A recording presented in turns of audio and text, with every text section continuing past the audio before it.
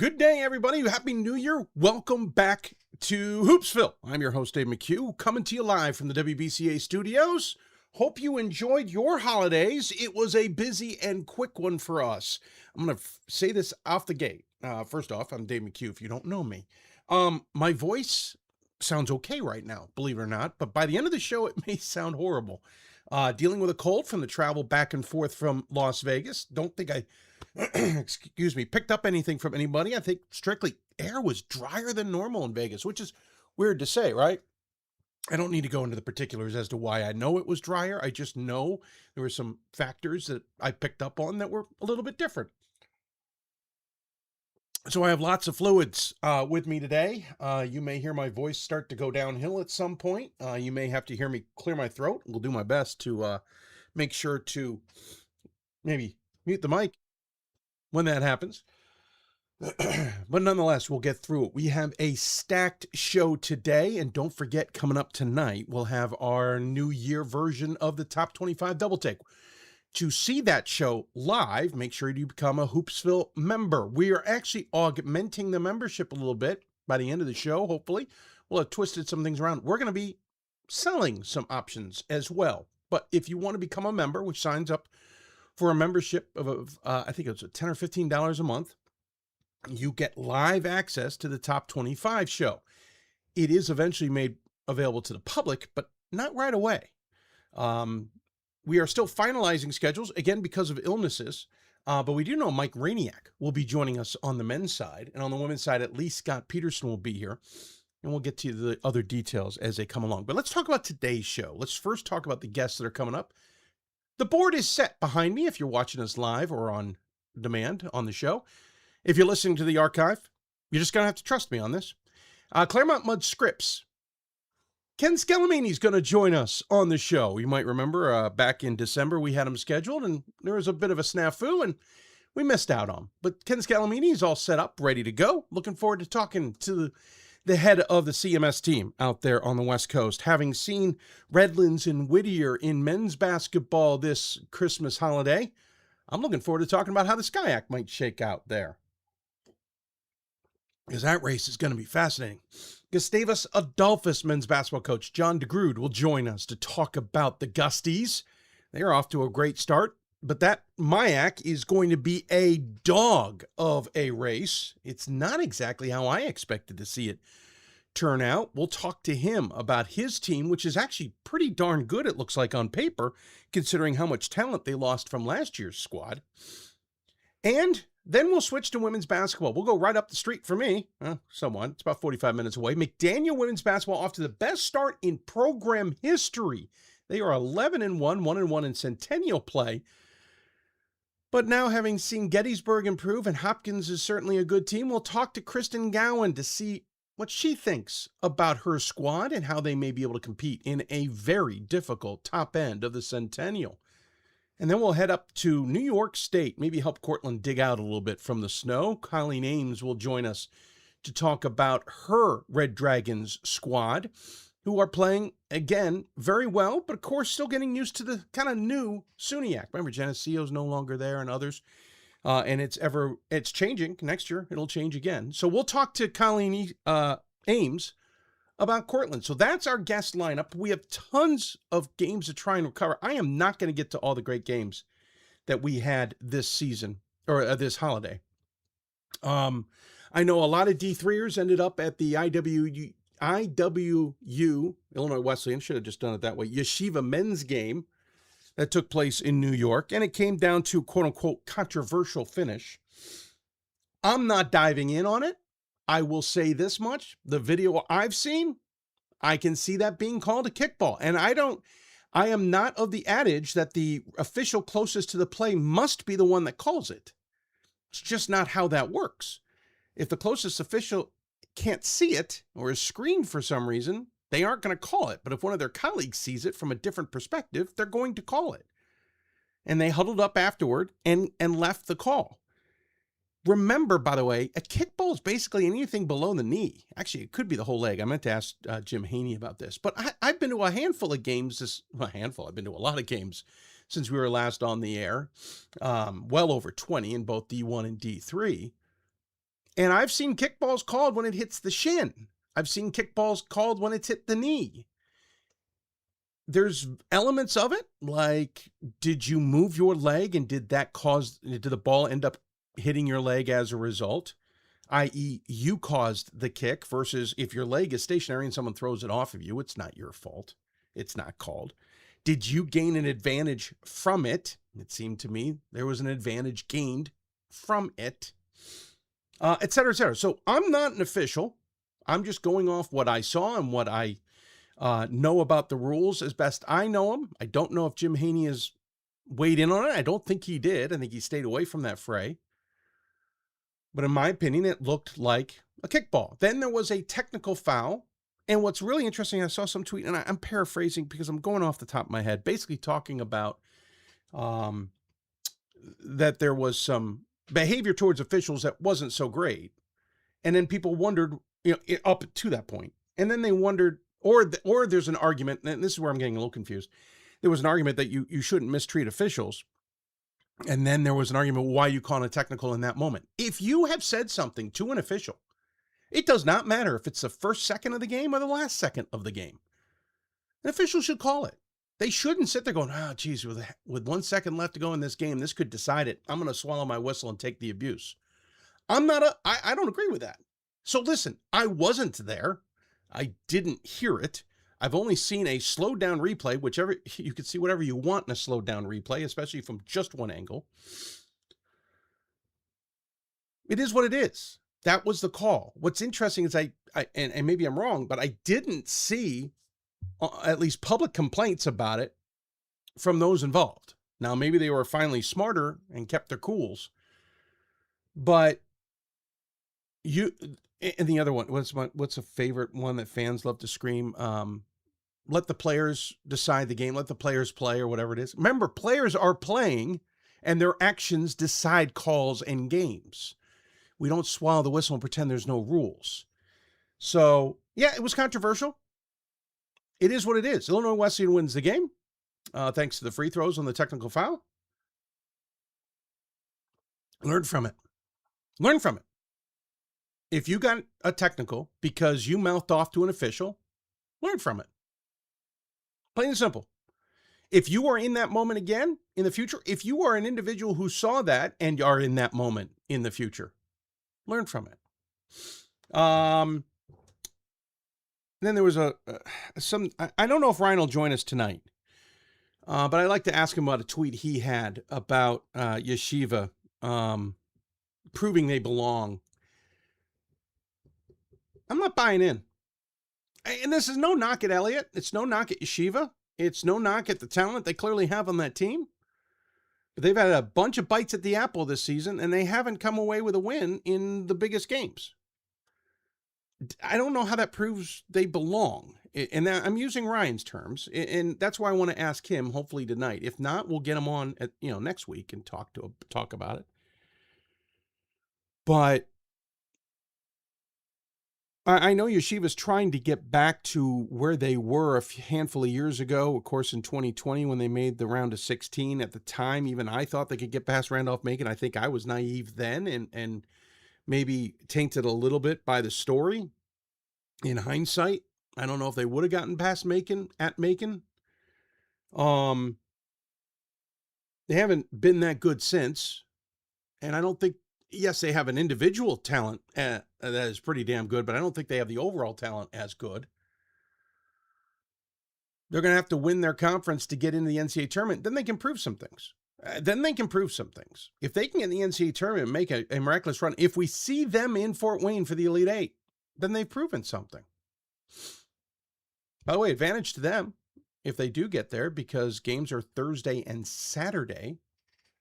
So they could play the Thursday game, respect the Sabbath on Friday, and have the late game on Saturday. Not ideal, of course. There were some also great other games in the top 25 on the women's side. It's going to be a challenge. Bowdoin lost to Calvin, believe it or not. Now Calvin's missing a bunch of players. I'm wondering if there's speculation, maybe some illness got through the team when they went out east. but Bowdoin went 3-1 since the last poll. I'm sorry, 2-1. Beat Vassar and Wheaton, but lost to Calvin by 10 at home. Number 7, Emory lost number 8, WNL by 5. Great game last night. And Mary Schlossner probably didn't have the best game of her career. And WNL still won. I can't remember, one of her teammates came up huge. Whitewater had an interesting tournament or break. They beat Mary Hardin Baylor, East Texas Baptist, Augsburg, and Gustavus. Some of those low scoring, some of those high scoring, like Augsburg was 89-51, but Gustavus was 47-44. But then they lost number 3, Oshkosh, 71-63. If anything, I think that certainly proves that number 10 is where they are. That's maybe about the right place for them. Illinois Wesleyan had a rough break. They're now 9-4. They went 2-2, lost to Chicago by 19, beat Bethel, who's ranked below them, by 2, lost to Wisconsin Lutheran by 10, and then beat Carroll by almost 3 dozen. Crazy week or break for the Titans women's team. I don't know what to do with that if I were a voter. Carroll lost twice. As we mentioned just a moment ago, they lost to Illinois Wesleyan 83-52 for 2 teams ranked near each other. That's stunning. But Carroll also beat WNL by 10, but they lost to WPI, who wasn't receiving votes, 64-48. Amherst saw them play Gettysburg and Salve Regina. They had a nice lead to start the game against Gettysburg, and then the Bullets woke up and blitzed them. Won 73-59. Amherst then got past Salve Regina 61-47, beat Whittier 48-46. Whittier, of course, was also at the D3Hoops.com Classic. And then came home and barely got past Emerson, needed double overtime, 78-69. I like GP's team. I don't know they're 15th in the nation, though. I'll be honest. I know they went 3-1 and they're 9-1 overall, but I don't think they're 15th in the nation. If I was a top 25 voter, I'm not sure I'd be voting for them. They got some nice pieces, but they aren't as quick. Yeah, they're a good team, not a great team. Trinity, Connecticut lost to Johns Hopkins in a game that Ryan went to, 69-62. That was a dandy of a game. They were losing by 14 at one point, at least halved it. Bethel, as we mentioned, lost to Illinois Wesleyan, but they beat La Crosse Co. and Messiah. They also lost to Gustavus Adolphus, so a mixed bag of a time for Bethel. Elizabethtown lost to Dickinson Arcadia and beat Ursinus. They'll fall out of the top 25 for sure. Colby beat Albertus Magnus, but then lost to Cortland and Springfield. They're now 6-4. They'll fall out of the top 25. And those receiving votes, it is a litany of losses. Christopher Newport lost 1. East Texas Baptist lost 3. Catholic lost twice. W&J lost all 3 of their games against Carnegie Mellon, Otterbein, and Ohio Wesleyan. So they're now 7-4. Co lost twice. Trine lost twice. Cal-Lou lost twice. Bridgewater lost. Calvin has lost to Hope. So after a big win over Bowdoin, they come home, and that's where the illnesses were spotted, and they lost by 9 to Hope. La Crosse lost a game to Bethel. Hardin-Simmons lost 2 games. Wisconsin Lutheran lost 2 games. Widener lost a game. Messiah lost a game. Tufts lost twice. Stout and Patterson each lost. That's the first loss for Patterson. They lost to Hopkins, granted. So interesting results on the women's side. We will talk more about the men's side later in the show. There's a whole mess of losses to talk about there and some great games that took place as well. We also have some more news to get to. Some disturbing news out of Heidelberg women's basketball. I don't know the latest, but we'll at least talk about what we've heard. And Lewis and Clark men's basketball makes a coaching change mid-season. We'll talk about that one as well. But coming up, Claremont-Mudd-Scripps men's basketball, followed by Gustavus Adolphus. Then we'll switch to women and talk McDaniel and Courtney. If you want to interact with us, join us on Twitter at D3Hoopsville or hashtag Hoopsville. You can join us on the live stream. Someone telling me to make sure to take a rapid test to rule out COVID-19 influenza A. Yep, I realize those two, but I know my sinus colds when I have my sinus colds, and I got a sinus cold. Oh, it's Dice Canton. Oh, good to see you, sir. NYU women play Skidmore this afternoon. Win today gets NYU their 73rd in a row, tying Ashland's D2 women's basketball winning streak, or 4th overall in division of women's basketball. You're right. And they're getting ever closer to that 81 mark, which is D3's mark that Wash U set. Remember, the quirk about that is the Wash U beat NYU. NYU player is the coach of NYU now, who's on the street. It's just crazy how things turn around. But thanks for joining us there, sir. Good to see you, Alan. You can join us he's on YouTube, interacting with us in the chat room. So great to see him. Again, at D3 Hoopsville, hashtag Hoopsville on the Twitter sphere and X sphere, whatever you want to call it. You can also email us hoopsville at d3sports.com. That's hoopsville at d3sports.com. Take a break. Like I said, we're heading out to the West Coast. Claremont-Mudd-Scripps. Ken Scalamini joining us to talk all about his Stags. You're listening to Hoopsville, presented by D3 Hoops from the WBCA studios.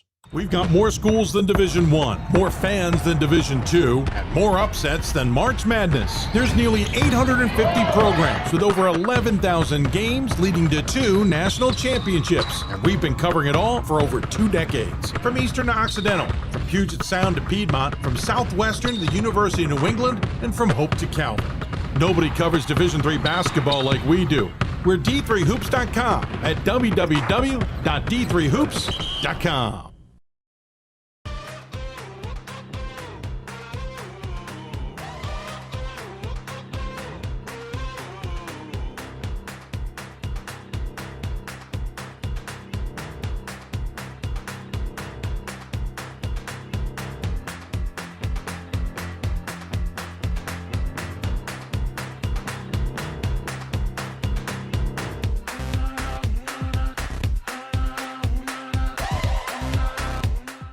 The National Association of Basketball Coaches is the nation's premier professional development and advocacy organization for basketball coaches at every level. The NABC strives to serve as the voice for coaches on national issues while advancing the core value of leadership, service, advocacy, education, and inclusion. To learn more about the NABC and to become a member, visit NABC.com and follow the NABC on social media at NABC1927. That's NABC.com or NABC1927 on social media.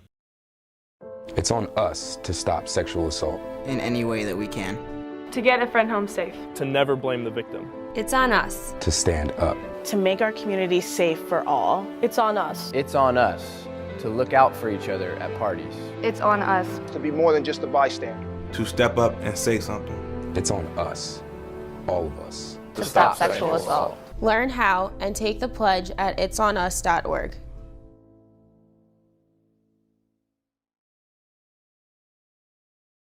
If I lose, I'll respond with respect. If I win, I'll back it up with humility. If I fail, I'll rise up with honor. It's tough for us to put it all on the line. Don't undo my hard work with poor sportsmanship. Respect. It's the name of the game. Coach of the Year, Administrator of the Year, All-America Team, Wade Trophy. The WBCA doesn't just honor coaches, but players, administrators, and much more. The WBCA strives to honor those who have contributed to the advancement of women's basketball. Celebrate the present, honor the past, look to the future.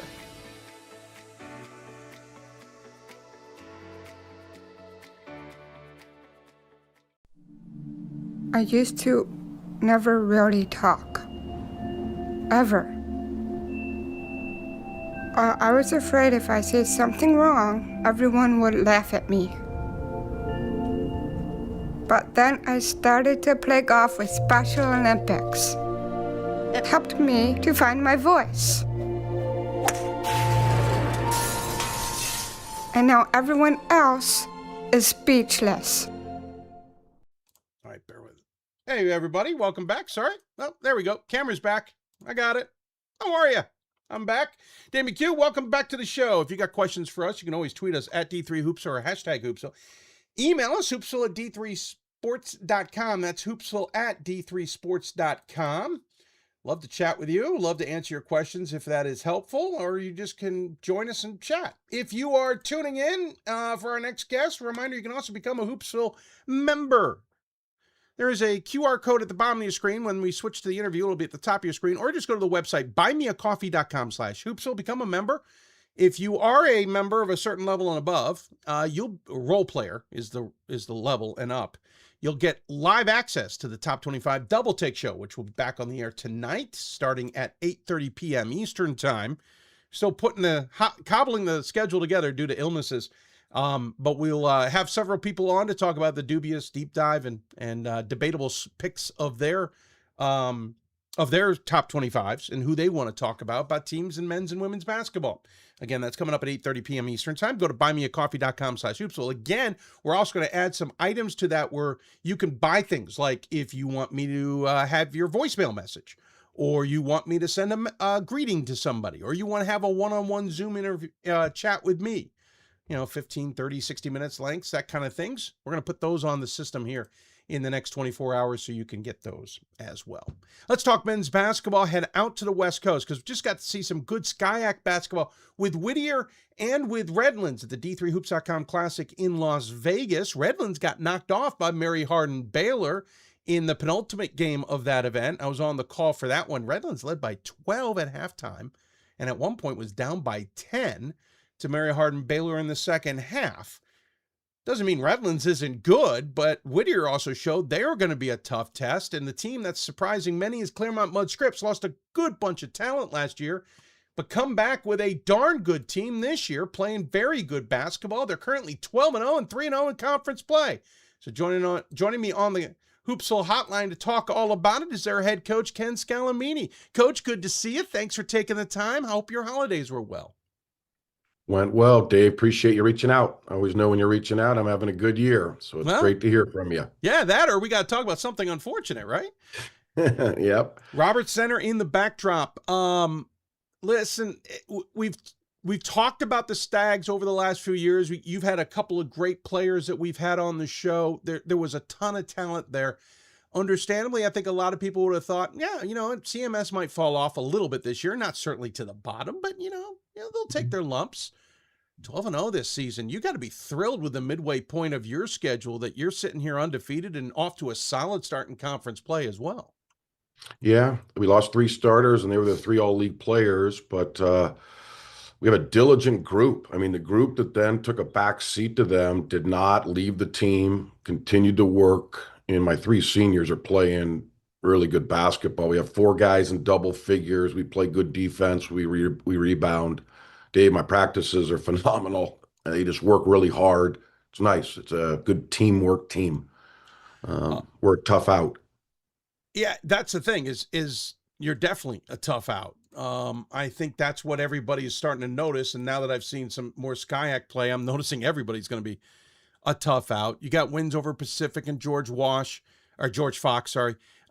win over Santa Cruz, Willamette, Linfield, Puget Sound, then got into conference play and knocked off Laverne, Whittier, Whitworth, then another non-conference game in Vassar, and they already gotten a win this weekend easily over Caltech. You got Occidental, Chapman, Kalaloo ahead. Yeah. You got the Redlands games waiting for a bit, but the Whittier game is certainly one I can kind of read off of that. Whittier's a pretty good team. I think they're enough to spoil it in the conference, maybe a mid-pack group. What was it about the Whittier game that worked so well for you guys to win by 11? Great. Mark did a great job bringing in some new guys that are very talented. I think, last year they were one of the top teams by the end of the year. They won in the SCIAC tournament. He reloaded, and having some new guys sometimes, it takes a little bit to come together. We played well that night at their place, just keeping them out of the paint. I mean, for us to keep them out of the middle of the floor, off the dribble and stuff is really important to us.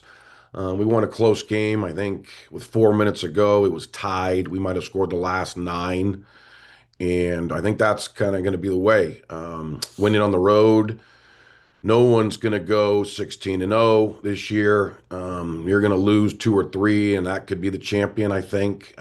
Our conference has just gotten a lot better. It's just more consistent, and those road wins are tough to come by. So I agree. I think Whittier will be right back in the thick of things. I think Occidental is kind of the team like Whittier last year. They look really strong, play together. They're going to be one of the top teams as well. And then Chapman, I think they were a 5th place team last year. They already beat Redlands. They beat a few of the East Coast teams. Our league has done pretty well against the other leagues, so that it's showing up that our conference has taken a step up, I guess, in the last 3 to 4 years. Yeah, until the Mary Hardin Baylor loss, Redlands' only loss was to Chapman. They've got back off the snide with a win over Pomona Pitzer 94-77 on Saturday, back in conference play. And Chapman, in the meantime, hadn't gotten into conference play. They played Vassar 70-69, narrow win over a team that certainly you're familiar. You guys got an 8-point win over that same Vassar squad.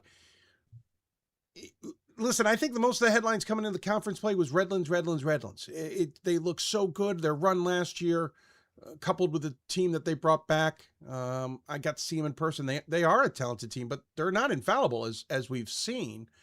How do you as a program focus on yourselves versus getting distracted with the elephant in the room, as it were, right? Like, and not getting distracted with Redlands, not getting distracted with other things, and just tackling yourselves and what you need to do and not worrying about everybody else?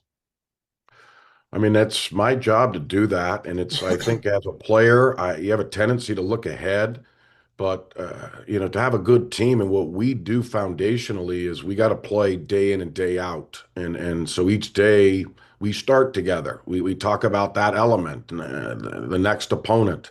We never practice ahead for somebody that's coming up. We played Caltech this last game. If you came to my 2 practices, it would be about defeating Caltech. You don't look ahead. You got to take one day at a time. I've done this for a bit, and you look ahead, it ends up just biting you in the butt. And also, it doesn't allow the boys to enjoy the journey. I mean, you look ahead, and it's like all everybody wants is this one showdown. It's not fair. Like, we have to earn it. And part of what we've done thus far has earned that everybody's talking about us. If we don't show up each day, and it takes that element that is the best element that I give the team, and that's the journey for success, to be honest. It's certainly logical. This conference has gotten so much better just in the last 5 years. You all have always screamed at us, hey, pay attention to the West Coast. We've got good basketball, but admittedly never really had a great chance to showcase it, right? Obviously, 2020, you got, Pomona Pitzer knocking off Emory and getting to the Sweet 16 when everything obviously unraveled from there. But since then, this conference has gotten good. It feels like it's gotten so much better. Then, of course, Eric Bridgeland comes down and adds Redlands to the mix. But you got a pod last year. Things have certainly improved. What have you noticed? Is talent staying at home more? Are coaches getting a better chance at grabbing talent? What's been the evolution? I think more of us travel, so people are seeing us more to give us a little bit more of an opportunity. We're out here in the West. No one's out here. Like, we have no other Division III games outside the state. So I think that sense, I knew you were gonna ask me that question. Redlands is a lot better. Can I pinpoint one thing? But, Pomona went to the Sweet 16, 3 years ago? We went to the Sweet 16 2 years ago. Redlands went to the 8. We had 3 teams go to the tournament last year. We used to not even have 2 go, Dave, back in the day. Now we've had 2. I mean, just, the facts speak louder than anything. We're better. We're typically a little stronger against the Northwest team conference than when I first started. They would beat us up a little more. We've been doing quite well against them, but I really think that we go outside the conference and play. Redlands and Kowloon fly all over the place. Whittier now with the Las Vegas, that's helped quite a bit to bring some teams together. So I think it's a few things that's changed, but I agree. It's like when I first started, there were some games that I looked for that I'm like, man, we're gonna have a good chance to win that game. And now it's like, man, we don't play well, we're gonna lose every night in our conference. So that there's definitely a change. I should point out, we also saw Oxy out in Vegas too. Brian Newell brought out his team out there for the first time. And even Brian saying to us, Lord, guys, I'm sorry. I didn't realize this was an event I needed to come to. And I'm not trying to pump the event. The point was he got out of LA. He got somewhere to go play. Central, they lost by 13 in MSOE that they barely survived against. They're a good team too. I should have been talking about them as well.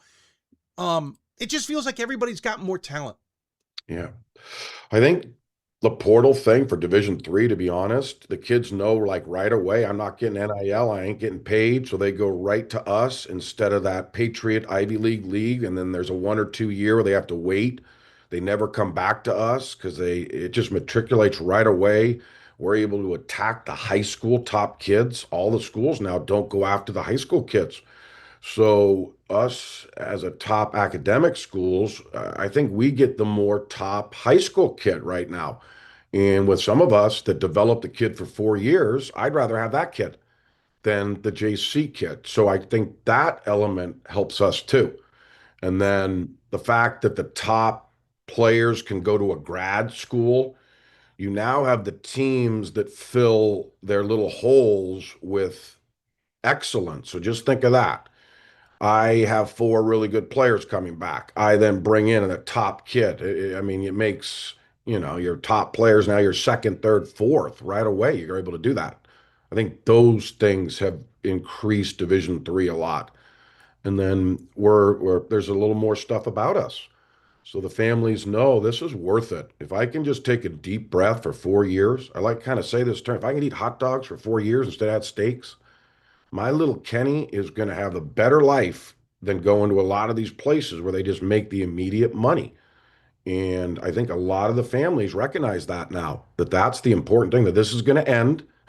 And what really would benefit you might take 2 years out, but it's going to benefit you more to go to the better institute, which is the Division IIIs.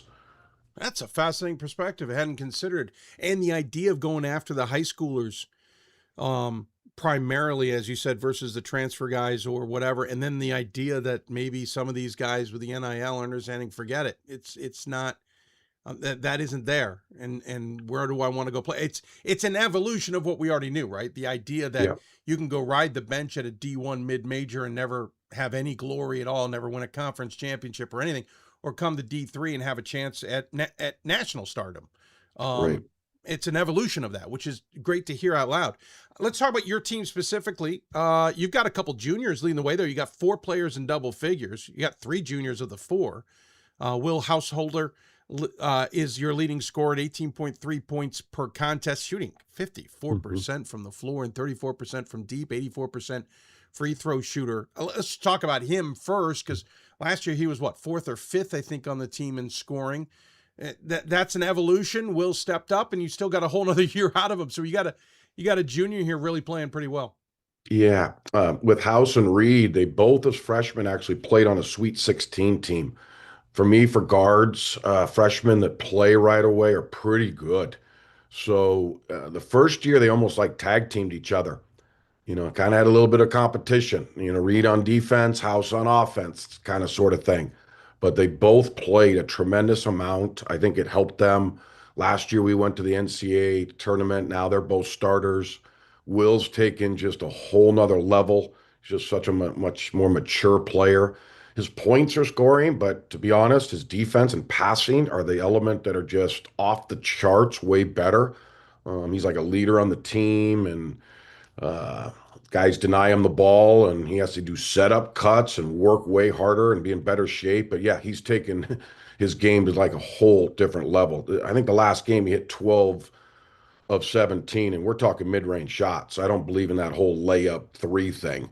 If you're open and I got a good player, I'm going to hurt you off the dribble. House, I think he's 17 or 12 of 17, and they're all jump shots, and they're all, like you would say, really quality shots too. So him and Reed are a really good tag team together. I mean, they just fit each other so good. The one's left-handed, the one's a big-time scorer and shooter. The other guy gets into you like no other and guards you. And I could play a really good player with him and Reed Jones. They like each other a lot. I think their relationship has helped the team a lot. We start with them, but then the next foundation is what I said. I'm telling you, like Cahal Connolly, look at his stats, Dave. Holy moly. I should have played him last year. What the heck am I doing? But he's so good down low and so mature and fierce. And I think against Caltech, he had a double-double, and he offensive rebounds for me. And his presence and those guys, because we knew we were going to get House and Reed pretty good. They're really good. Fry's tremendous coming off the bench. And then I got a new kid, Kennedy, he was hurt. No one knows about him. He was the San Francisco Player of the Year 2 years ago, coming out of University High School. And I think people knew about him, but he's been hurt, and he's played really well for us. So it sounds nuts, but like my team love each other. They like practicing and get mad at each other when they don't try hard. And I can't even believe it. I don't even want to tell them how much I enjoy the practices with them. It's a good team element at this point. But we'll see when we get punched in the mouth. I've been here before, and we've had everything all yays and happiness, and we won all the games. And, you got to have some bad stuff happen too and see how people react to it. So super early right now, but, like I told my son, I'd rather have a good team right now, Kai, than not a good team at this point, buddy. No, I hear that. And when you dive into these stats, and I encourage everyone to go check them out, you talk about Householder. We gave those numbers. Jones shoots 44%, 34% from beyond the arc. He's an 80% free throw shooter. He's scoring 16 points a game, pulling down 4.5 boards. You mentioned Connolly, 58% shooter, does not shoot from beyond the arc. He's a decent free throw shooter as well, pulls down 7 boards. He's not even the leader. You mentioned Kennedy. He's 8.3 on the boards, shooting 43% and scoring 10 points a game. And then you mentioned Fry and Jacobson, and we should, of course, mention Brady Karich. He's the one who's stirring the drink to some degree, second on the team in assists. By the way, Kennedy's the leader on assists. When you dive into these stats, you sit there going, wow, he's a good rebounder. Oh, but they also have him. And, they all can shoot well. You're shooting 47.5% as a team, 80% from the charity stripe. You're out-rebounding your opponents by nearly 20. I'm sorry, no, that was scoring. Outscoring your opponents by nearly 20. You're out-rebounding everybody by 11. It works. You're right. It's going to take the punch in the mouth, right? It's going to take the overconfident game. There you go in there and somebody kind of slaps you around a bit. But still, 12-0 at this point in the season, yeah, it's all rah-rah, but that's also pretty damn good. Yeah, I know. I'm super proud of them. I mean, as a coach, we're plus, like you said, 11 on the boards. I think assists and turnovers were +9. Not too many people run on us, and we don't give up any second shots. And that's about effort and working hard and things that you can control. We hang our hat on the defense. Our defense is really solid, but offensively, we're pretty good. If you press us, we can pass it. And we won't, we could get a layup without dribbling the ball. So you got to beat us in a lot of phases, because we're going to play the whole 40 minutes against you, I think. And I could tell just because the practices, they do it all the time too. But there'll be a guy, I always tell the guys, sometimes on the road, you're not going to shoot well. We're not going to score. We're not going to get some calls. We want to be gritty and defend and win a game that we can't even put the ball in. And if I got a team like that, and so far that's the team I've kind of had. And we play pretty good down the stretch too. We've had probably 4 games where it's 6 points with 4 minutes to go, and then we end up winning by like 14 or 15. So I'm excited about the next upcoming games. But like I said, we're not going to be unscathed going through this league. We know this, and I think we'll really know things after we really take a loss. After that finally happens, I'll know more about them. Sure. Certainly logical. And again, only lose a handful of seniors. We mentioned a couple in Connolly, but most of this team comes back, which will be pretty impressive. Coach, appreciate the time. I know you got to go off to some things, but appreciate the the insight, as it were, into your Stags. Thanks. Really good group, it looks like on paper. Looking forward to watching some more games online. Someday I'll get out there. I mean, I was out there in October. You just weren't playing any games, and I didn't have any time. Well, yeah, we love to have you, and thanks for having me on. I appreciate it. Appreciate what you do. You bet. Always give the final word. Any final thoughts you want to share with those tuned in? Just enjoy the journey. I think I brought it up a couple times with all of us. Right now, it's you try to look ahead, and the wins and losses mean so much, but it's the day in and day out with the team, and for the guys that truly is the best thing that we do for them. So, good luck to everyone the rest of the year, and hopefully you're talking to me in a month or so. Yeah, no, I'm looking forward to catching back up with you and this team later in the season for sure. Take care. Enjoy the nice sunny weather, and we'll catch up soon. Okay, Dave. Take care. Thanks. Bye. Ken Scalamini joining us here on the Hoopsville Hotline. Really good team out there and a really good conference race. Worth watching the rest of the season. They've got, as we mentioned, at home against Oxy and Chapman coming up. When we come back, we will head to Minnesota, talk to Gustavus Adolphus men's basketball about the Gusties, who are also having a pretty good season, and a MIAC race that I've got a lot of questions about. You're listening to Hoopsville, presented by D3Hoops.com from the WBCA studios. Back with more after this. For the love of the game. But for those of us who are Division III student athletes, it's more than that. A lot more. Sure, the game is important, but as we work so hard to build both mind and body, it's more about team. That is why NCAA Division III teamed up with Special Olympics.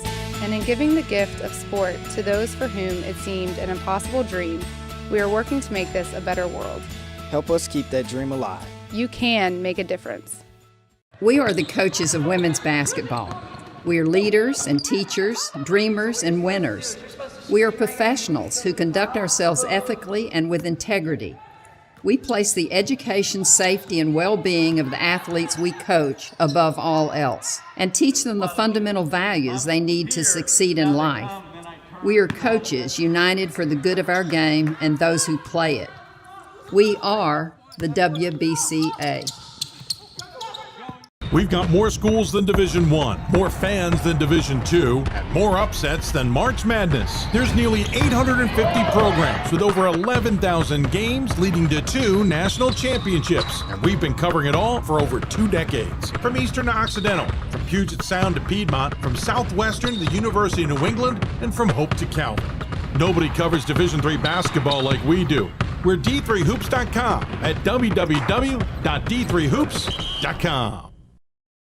The National Association of Basketball Coaches is the nation's premier professional development and advocacy organization for basketball coaches at every level. The NABC strives to serve as the voice for coaches on national issues while advancing the core value of leadership, service, advocacy, education, and inclusion. To learn more about the NABC and to become a member, visit NABC.com and follow the NABC on social media at NABC1927. That's NABC.com or NABC1927 on social media.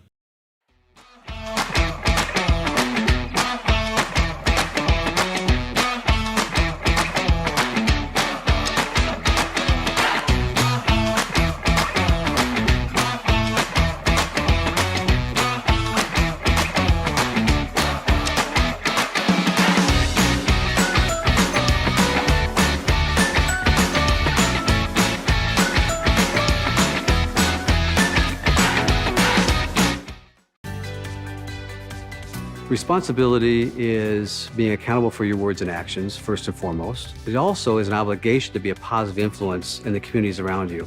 Being in a D3 program, you're gonna have lots of different opportunities. You're not just an athlete, you're also involved in student life. Your academics are extremely important. We give a lot of our student athletes responsibilities right from the start by giving them leadership opportunities, by having them engage in the community, be a positive influence. That's being a responsible person. There are over 480,000 college athletes. Only 2% will go pro. That means over 470,000 will not get a shoe contract. No autographs. No private jets. No fan clubs. No Hall of Fame inductions. Instead, they will walk away with something much more valuable.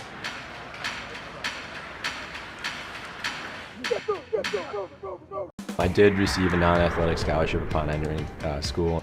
I got the presidential scholarship, which was huge for me. I think there's more opportunities for academic scholarships in Division III. I did receive academic scholarships. Just being involved on campus, being a leader, all those things combined kind of get me recognized. It's a great experience for me.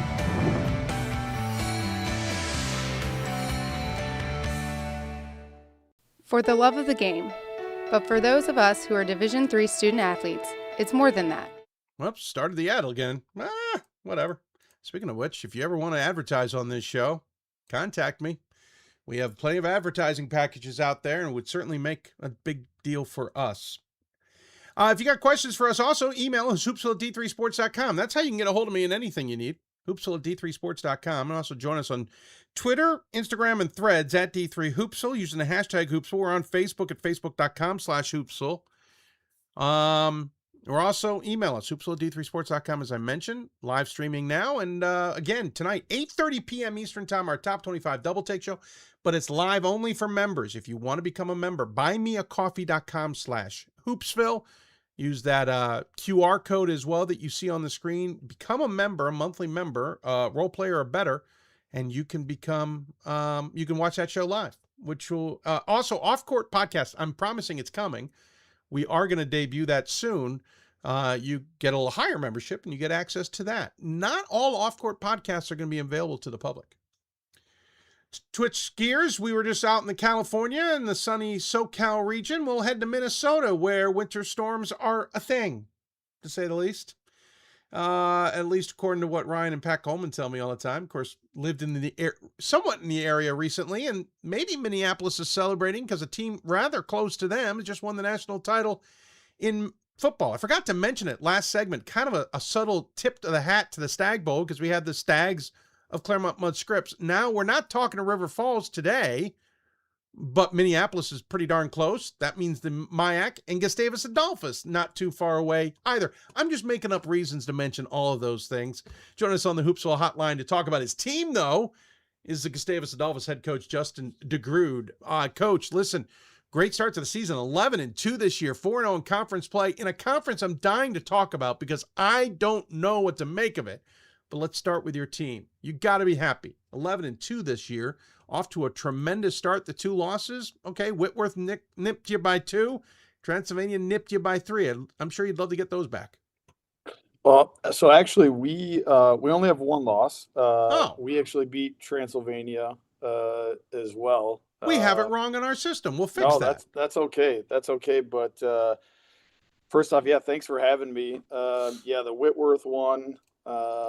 That was a tough one for sure, and we've been able to find a way to win a few of those games. That was just one of those games. I mean, Whitworth is a really good team and kind of led for most of it, but they executed significantly better than we did down the stretch, and they earned a win. But it's one of those games where in hindsight you wonder if your group learned something about that game and maybe how to close or just the importance of every possession, and maybe that helped and allowed us to win some of those other close ones that we had shortly thereafter. And and for me as a coach, I think I learned a good bit about our group as well in that game because we do have so many kind of new faces to the new roles this year. Coach, when you go to those Florida events, we never know what the score might be coming out of those things. I tell you what, in all 4 of those games in Florida, I don't know if anybody shot better than about 33%. So to walk out of there, that's a little bit facetious, but I don't think I'm exaggerating by much. I mean, they were all grinders of games. I mean, 4 really good teams, down there with Transylvania and Cortland and Dubuque. But yeah, there were grinders of a game. So for us to come home from that tournament with 2 wins, we certainly feel pretty fortunate. Is that the Sport Tours event down there? Yep, okay. It is. Yeah, yep. Yeah. They did a great job. It was a great setup. Really big venue that it didn't seem like any team was all that comfortable shooting a perimeter shot in. But that's like the Vegas event. Yeah, no, for sure. Yeah, and we've done the Vegas one once before too, so I kind of know. But it was a great time playing against 2 really good opponents. For the record, I just changed that score in our system while you were chatting. We flipped the score. I don't know. I'd love to tell you I know who put it in there, but I don't. I'll have to click on the game to see if who we can blame for that mistake. It might have been us, for all I know. Let me see here. No, the system put it in that way. Huh. Well, that's all right. I just didn't want to manifest another. There's a box score that apparently got put in saying that you guys lost that game. I'm now calling up the box score on your website because I'm dying to. It says you won. That's wild. I don't know what happened there. Anyway, something got uploaded weird. 1657. Obviously, I mean the win over Cortland is good. We know how good Cortland looks to be this year. Then you come home and you get a huge win over Bethel, 97-62. Obviously, we're ignoring a little bit of the beginning of the season, and I know Bethel's 4-7, but 97-62 is a statement. You also got a win over by St. John's by 15 this year. You handled Hamlin by 5. I saw Central this year in non-conference play for you. You beat them by 10. I saw them in Vegas. That is a tough squad. Win over Platteville as well. Like there's pieces of this schedule that just jump out to an individual like myself. You talked about that trip to Florida, but the rest of the schedule is chock full of great results. Yeah, it's staple for us really is every year, no matter who we feel like is going to be on our roster, and we obviously had a lot of turnover from last year's group that did a lot of great things for Gustavus in our program.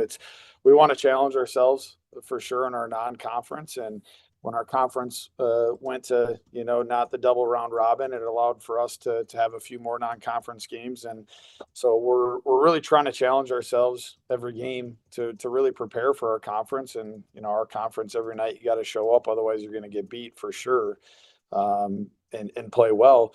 So yeah, no, really proud with our group's effort, really, and really proud of the schedule that we put together. And you just do the best you can with what you got and live with the result. And fortunately for us, we've been on the win side more than the loss side. And obviously our guys have done a good job of earning those results. What has been the secret to the sauce? Like what has been the key to this squad? Is it good inside play? Is it good defense? Yeah, no. You look at the box, there's a lot of things you can take out of it, as it were. Yeah, so first off, to our credit to our guys. I mean, they've done a really good job. They've played, I would say, really efficiently for the most part. What's really interesting, Dave, about our group is I think last year we were probably one of the biggest teams in the country. I mean, we were a really big squad across the board.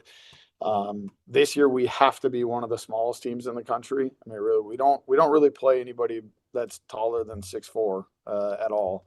And so we're not big, but we've changed our systems in the off season to fit our personnel and our group, and our guys have really embraced that and did a really good job of trying to pick up what we adjusted to. Obviously, Division III, you don't get your guys till now the end of September if you use those practices then. But and I think our guys have just really bought into what we're doing.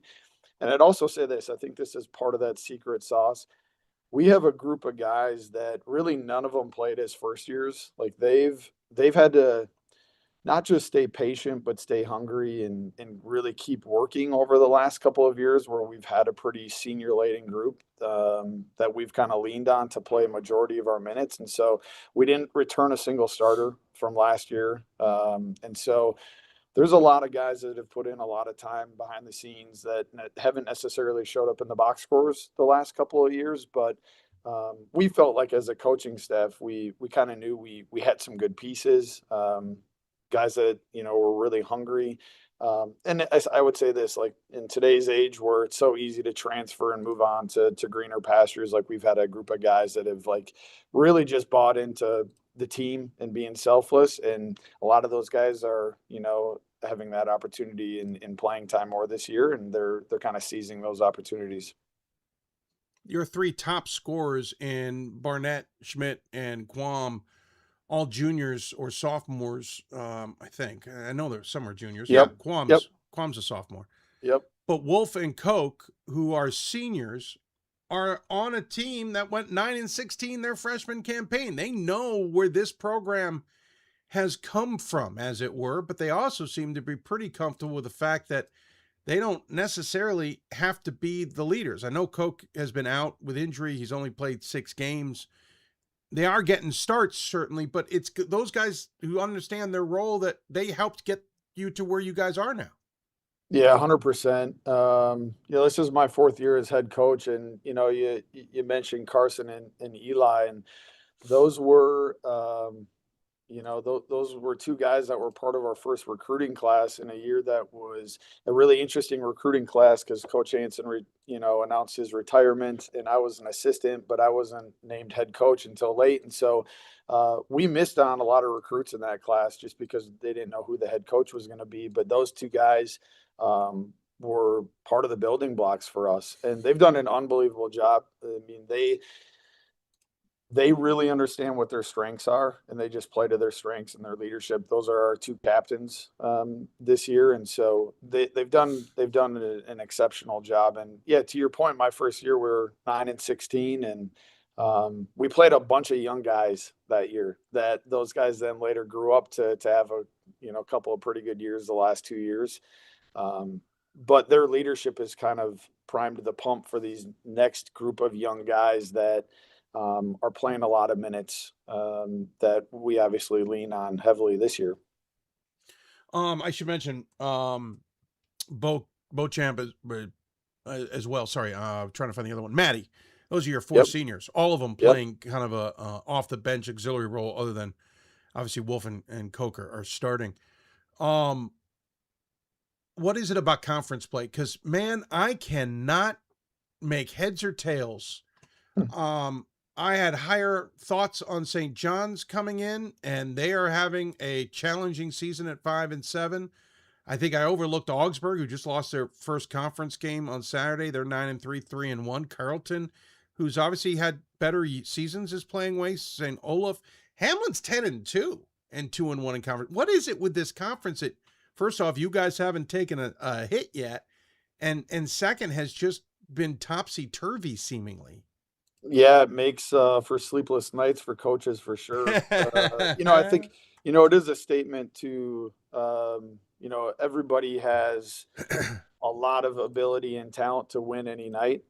Certainly, a lot of great coaches and a lot of good programs in our league. And so, but I will say, I think part of the interesting piece with our league, and I'm sure there's other leagues that are really similar, it's, us, St. John's, Hamlin, and Carleton, for sure. I mean, we relied on a lot of the same guys the last couple of years, and especially with the 5th years, a lot of us had some 5th years last year. And so a lot of those programs especially have a lot of new faces to the box score. And I think anytime you have new names that you're leaning on, I think, finding consistency is always, a challenge. You look good one night and the next night, it's just not your night. And that's part of learning, as both coaches and players. And so, for us, you brought up the Hamlin game. Like Hamlin, we were able to escape that game against them with a win, and we were really lucky. I think we were down 20 in the first half against them at home, and we were able to kind of just grind back in that one. But they're exceptionally good. St. John's, they're playing a lot of younger guys.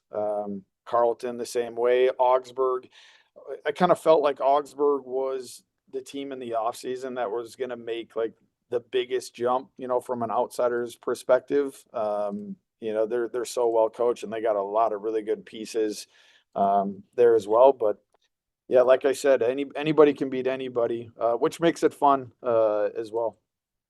It's fun for us, right? We get to watch in and just watch the chaos ensue. For sure. St. Olaf's coming up next in conference play, then non-conference against Minnesota Morris, then back to conference with Concordia. The non-conference game is the only home game in that 3-game stretch. You're actually kind of alternating a lot of away games, but there's also a stretch coming up. You'll play 5 of 7, I think, on the road before you'll finally finish the last 3 at home. To some degree, you're gonna have to be road warriors the rest of the way. Yeah, just kind of the way our schedule, fell, and with our conference, the 1.5 round robin, it makes it really complex with having a more traditional home away kind of setup. But yeah, in our non-conference game against Morris, that was supposed to be played about a month ago, but because of weather, it got moved to where it is. So without that one, we really would have had more away games. But yeah, I mean the reality is through the course of any year, I mean you're gonna have to play well at home or on the road, whatever it is, and it's like I said, it's a fun challenge. I think you did ask the question before, like the secret sauce of the group.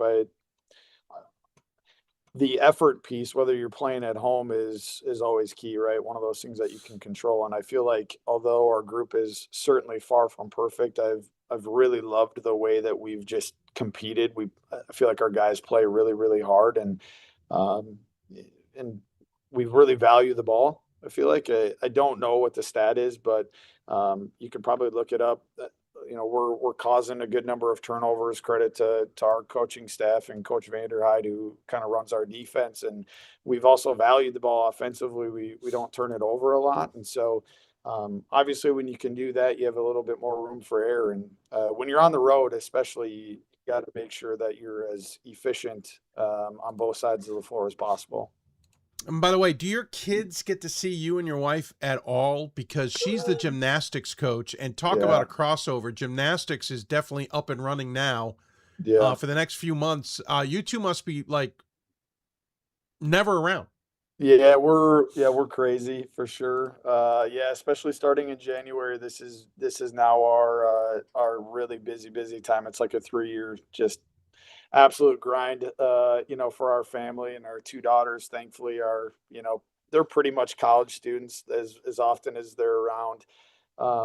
Yeah, and kudos to my wife. She she carries the load for sure. And on top of that is a head coach herself. And for them, she's actually in the Wisconsin conference for gymnastics, and so they have a good bit of travel heading east a lot. And so, but that's part of what makes it fun too. We're incredibly blessed with the opportunities our family has because of both of us being here. I don't know what to take that. You just said they're almost college students, or pretty much college students. And I'm older, and I don't have kids out of high school yet. Yeah, I know when they're almost 7 and almost 9, it's a little bit scary, but it's fun. We had our team over, my team over the other night for dinner during break, and just watching all of our guys interact with our daughters is a really cool thing. And I think for both parties, cool for our guys, and cool for our daughters. And then the next night, my wife's gymnastics team is over for brunch, and it's like, oh, that's a different thing, sir. Yeah, that's a whole different different game, but we're very fortunate. I'm PA announcer for a gymnastics team, and my daughter comes to those events as a 13-year-old. She's like, "Oh my God!" I'm like, "Oh my God." Yeah, 100%. That's different. Hey, appreciate the time. Congratulations. I don't know what to say moving forward because I don't know what to expect moving forward. Could be fascinating to see play out, but obviously a great schedule ahead, and you guys will be battle tested to say the least. But this is a fun conference to watch. I'm looking forward to seeing how it plays out and see if you guys can punch your tickets to March. In the meantime, though, we always give the guests the final word. Any final thoughts you want to share with those tuned in? No, you know what? I just appreciate you and the coverage of D3 Hoops. I've had a lot of conversations recently about the increased coverage and notoriety, of Division III basketball. And, for me, I'm a D3 guy, played at Gustavus, have been part of D3 for 20 plus years of my life. And so I just appreciate you taking notice of our guys and our program. And, we'll keep working at it. There's a lot of work to be done for sure, but I'm excited to do it with our group. I'd love to know those conversations you're having. Congrats nonetheless. Good luck. Enjoy the new year, and we'll talk to you soon. Awesome, Dave. Thanks so much. Thank you, Coach. Coach DeGrood joining us here on the Hoopsville Hotline. Again, 7 of their next 10 are on the road. Then they'll finish with 3 at home. Those 3 at the end are Carleton, St. Scholastica, and St. Mary's. But going to have to be road warriors to make sure they stay at home for the conference playoffs. When we come back, we'll switch to women's basketball, and we'll switch to a team kind of close to me. Used to call a lot of their games. McDaniel women's basketball. Best start in program history. Kristen Gowan will join us to talk about her squad coming up. You're listening to Hoopsville, presented by D3Hoops.com from the WBCA studios. So much more ahead. We've got more schools than Division I, more fans than Division II, more upsets than March Madness. There's nearly 850 programs with over 11,000 games leading to 2 national championships. And we've been covering it all for over 2 decades. From Eastern to Occidental, from Puget Sound to Piedmont, from Southwestern to the University of New England, and from Hope to Calvin. Nobody covers Division III basketball like we do. We're D3Hoops.com at www.d3hoops.com. I believe sportsmanship is a mutual admiration and respect for your fellow competitors. We all go through a lot to reach the point where we compete against one another. It's important to realize that. So once we're finally on the field or on the court or on the starting block, we look at each other as fellow human beings and not just competitors. Being able to recognize the hard work that other athletes are putting in creates a more positive and inclusive environment. We are calling you, all of you. We are calling all Division III schools to join our cause. It's on us to start the change. It's on us to be the change. It's on us. It's on Division III. It's on all of us to stop sexual assault.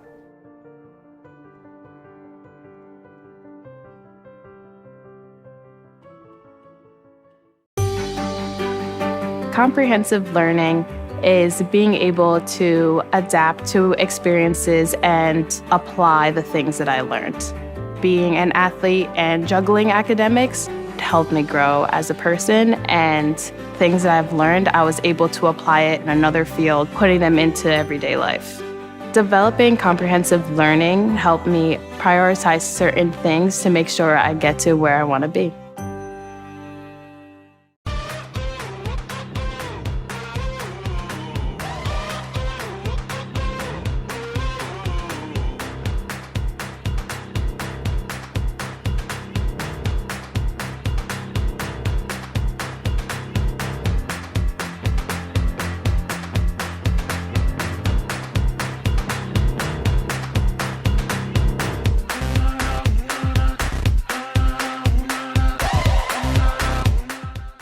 Coach of the Year, Administrator of the Year, All-America Team, Wade Trophy. The WBCA doesn't just honor coaches, but players, administrators, and much more. The WBCA strives to honor those who have contributed to the advancement of women's basketball. Celebrate the present, honor the past, look to the future.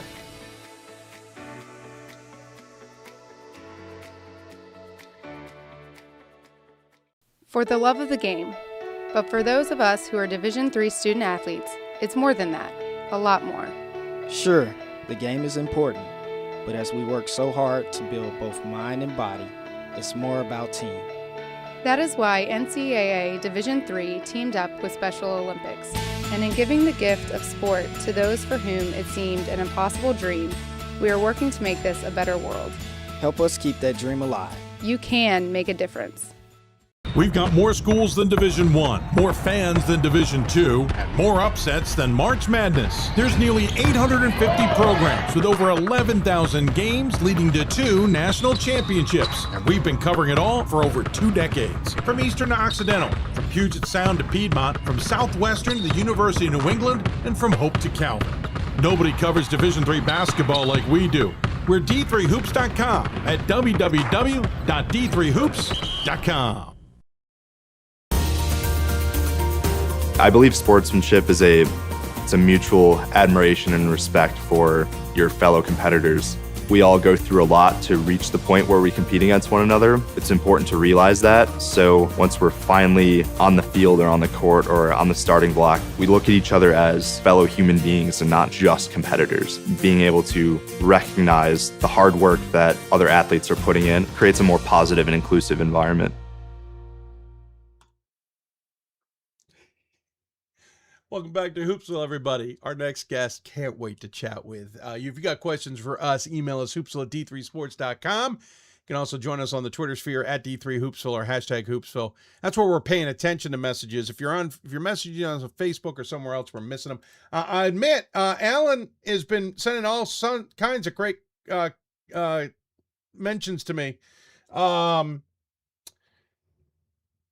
I'm sorry, Alan. I wasn't paying attention during some of the interviews of what you were sending. He mentioned Claremont-Mudd-Scripps, Redlands, January 21st at 7 local. Worth seeing if CMS enters the game undefeated. I agree. That entire SCIAC men's race is going to be bonkers. Let's talk women's basketball, though. We're midway through the show. We're switching gears, going over to McDaniel women's basketball. Best starting program in history. I didn't even believe that when I read it first time. I've been around McDaniel a long time. Used to call a lot of their games. I knew this team when they were an NCAA tournament team and pretty darn good. And I'm like, there's no way this is the best starting program. It is the best Spartan program history. 11-1. Kristen Gowan's team has been clicking and doing everything right, as it were. And if you know Kristen, or if you know me, and you know my chats with Kristen, she knows I've been dying for this because she's had pieces that I find fascinating when she coaches. I still don't know if the defense has ever been utilized. One of those questions I might ask her, because she's got a defense I can't even figure out. And that's not that I'm an expert, but I've been around enough.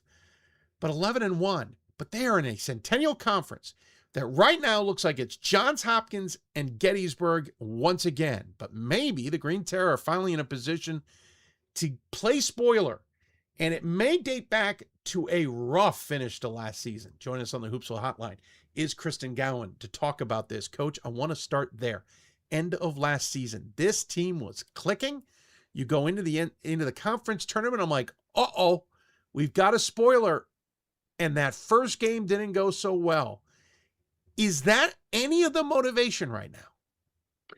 I think less motivation and more just growth. The team hadn't been in that position before, hadn't had a postseason game in 8 or 9 years. And so never being in that environment, the Centennial Conference schedule is a little bit wonky. And so for us to have to go on the road was a tough draw. And Washington College is very well coached. And so I think the environment just shell shocked us a little bit. It showed that we hadn't been there before. And the experience, I think, really hindered us. I think we got rattled a bit.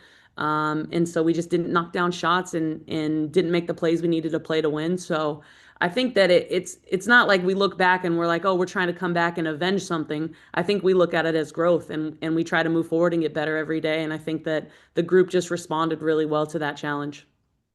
What I find really interesting is, by the way, don't get me started on the conference schedule. There are some people who know I've got thoughts.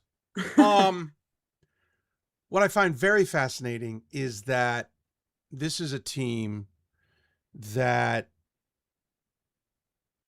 feels very much like what you want. You inherited a team that had some really good talent. You got a lot out of that talent. And then you started bringing in some pieces, and I could kind of start to see it. But I was a little surprised it didn't happen maybe slightly sooner. What has been the key of finally getting the right pieces to fit in for the Green Terror?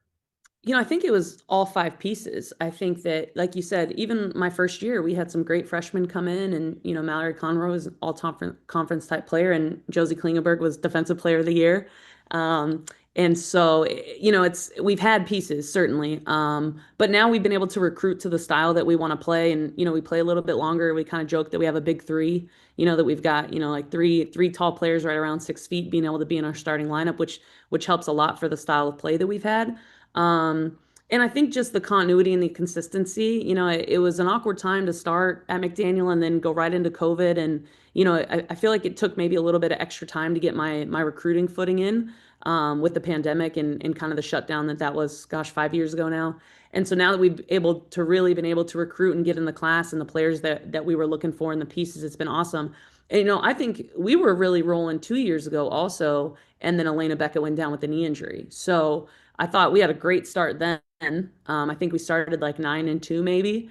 And then she went down with a knee injury mid-season and missed like 10 or 11 games, and she came back just for the season finale. So we were one game under 500 that year, and just I think that we made a lot of progress, but it kind of got halted when, your leading scorer, falls out of the lineup. And then there wasn't really anybody back then that could pick up that scoring slack. But now, as we've gotten a little bit more continuity in our offense and we've grown a little bit and people understand the offense a little bit better, they've been in the system for a little bit longer.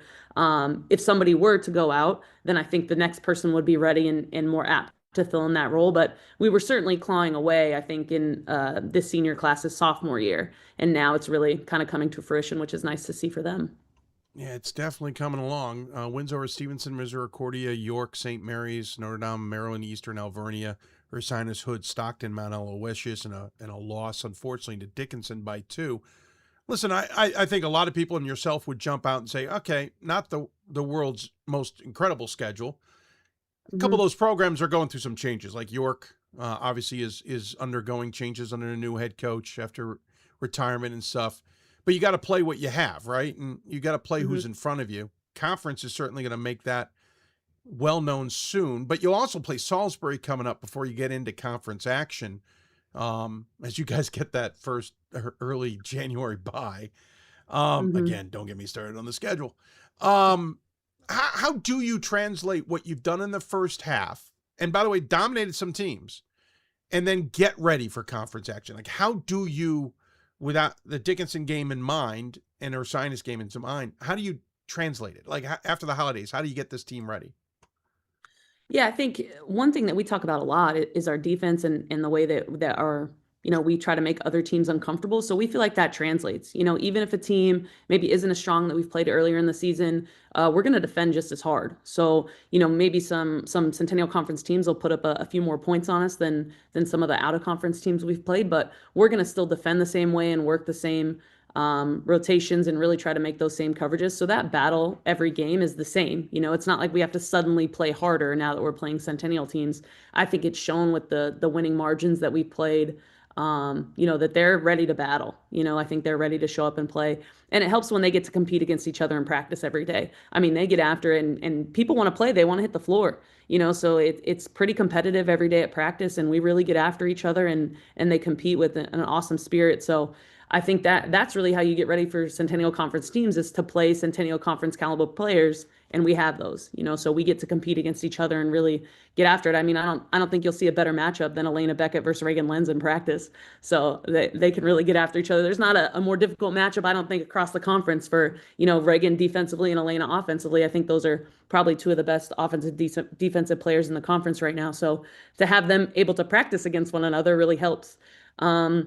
And I also think that, like I mentioned before, our offense and the way that we've had some continuity and been able to really implement a system over the years, I think that's been really helpful too. So no matter the type of defense we face, we feel like we can be malleable and we can be flexible and we can adjust to find openings and gaps. And we've got some lights out shooters that can knock it down from the outside, and we've got some bigs inside that can finish. So I feel like we're ready for whatever people throw at us, and we know that people kind of have us circled on their schedule now. I think that helps when you've got a bunch of wins and people love to knock us off. So I think that's a little motivation of we want to make sure we show up and we deserve to be here, and that we're proving everybody wrong as we continue to keep winning.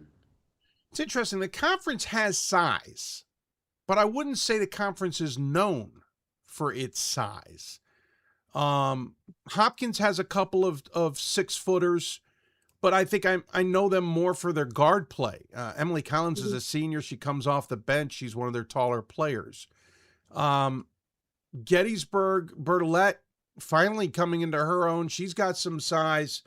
Standish is okay at size, but some games she won't play a lot. Beckett, since she walked in the door, and you know this, I just sat there and went, oh, this could be fascinating. And it's unfortunate that knee injury kind of curtailed last year, because I think that was her coming out party. She's now finally playing well. 21.8 points a game. Shoots 56% from the floor. Don't foul her because she's an 83% free throw shooter and an 8.2 rebounds per contest. She's not even the best blocker, as you said. Reagan Lentz has that at 47. And she shoots 65% from the floor, but only averages 9 points. that's got to feel like the advantage, right? Going into conference action, that is where you talk about the defense, but offensively, that feels like that could be the advantage. Yeah, and I think they're excellent shooters and excellent players, and they take the right shots for them. I think that's why Reagan would probably tell you she's disappointed that she only shoots 65%, because she feels like her shot selection, she should be shooting probably 80%. But I think that's the way our offense is built. I think, we were one of the top assist teams in the conference, both in per game and total assists on the season. And we share the ball really well. That's one thing after the game that we always look at: how many made field goals versus how many assists that we had. So at like Mount Aloysius the other day, I think we had 28 field goals and 24 were assisted. Some of them were probably putbacks. So almost every basket we make is assisted from someone. So they're very unselfish. They pass up a good shot for a great shot. I think that our offense yields high percentage shots. We get a lot of looks in the key and a lot of wide open threes. So I think that really helps. And that's Maggie Berrigan's baby, our full-time assistant. She's done a great job implementing that new system for us the last 3 years. So I think that has helped, that our players have bought in, because they see the fruits of that labor of shooting such a high percentage. We work hard for each other to get the ball and get open, but it's not like we have to work hard to score. They're not one-on-one trying to create and go to the basket and play a lot of one-on-one basketball. It's sharing the ball. It's equal opportunity, and it's really good looks that we're getting. If you don't know the Maggie Berrigan name, she played at Carthage. If you didn't know, 100 games appeared, 36 started. Somehow you convinced her to come to Westminster, Maryland. I'm still not how you get Kenosha to Westminster, but that's a conversation for another time. Defense obviously is key. You're outscoring you're only allowing less than 46 points per game. Your opponents are shooting 31%, 26 from beyond the arc. That's always been a tenet, and I hinted at it at the beginning. So I got to ask, is this funky zone defense showing up in games, or is it not, and you're doing something different? Yeah, so we ran that funky defense for a handful of years. It was a matchup zone that I stole from Sure, it was a matchup zone. Yeah. That's what it was. Yeah. No, you called it string theory to me once. Yeah, that is, yep. That's exactly what it is. It was stolen from Presbyterian College, ran it when they led Division I in scoring defense many years ago. One of my good friends who was an assistant at Occidental, she taught that defense to Oxy, and that's kind of where I picked it up when we ran with it.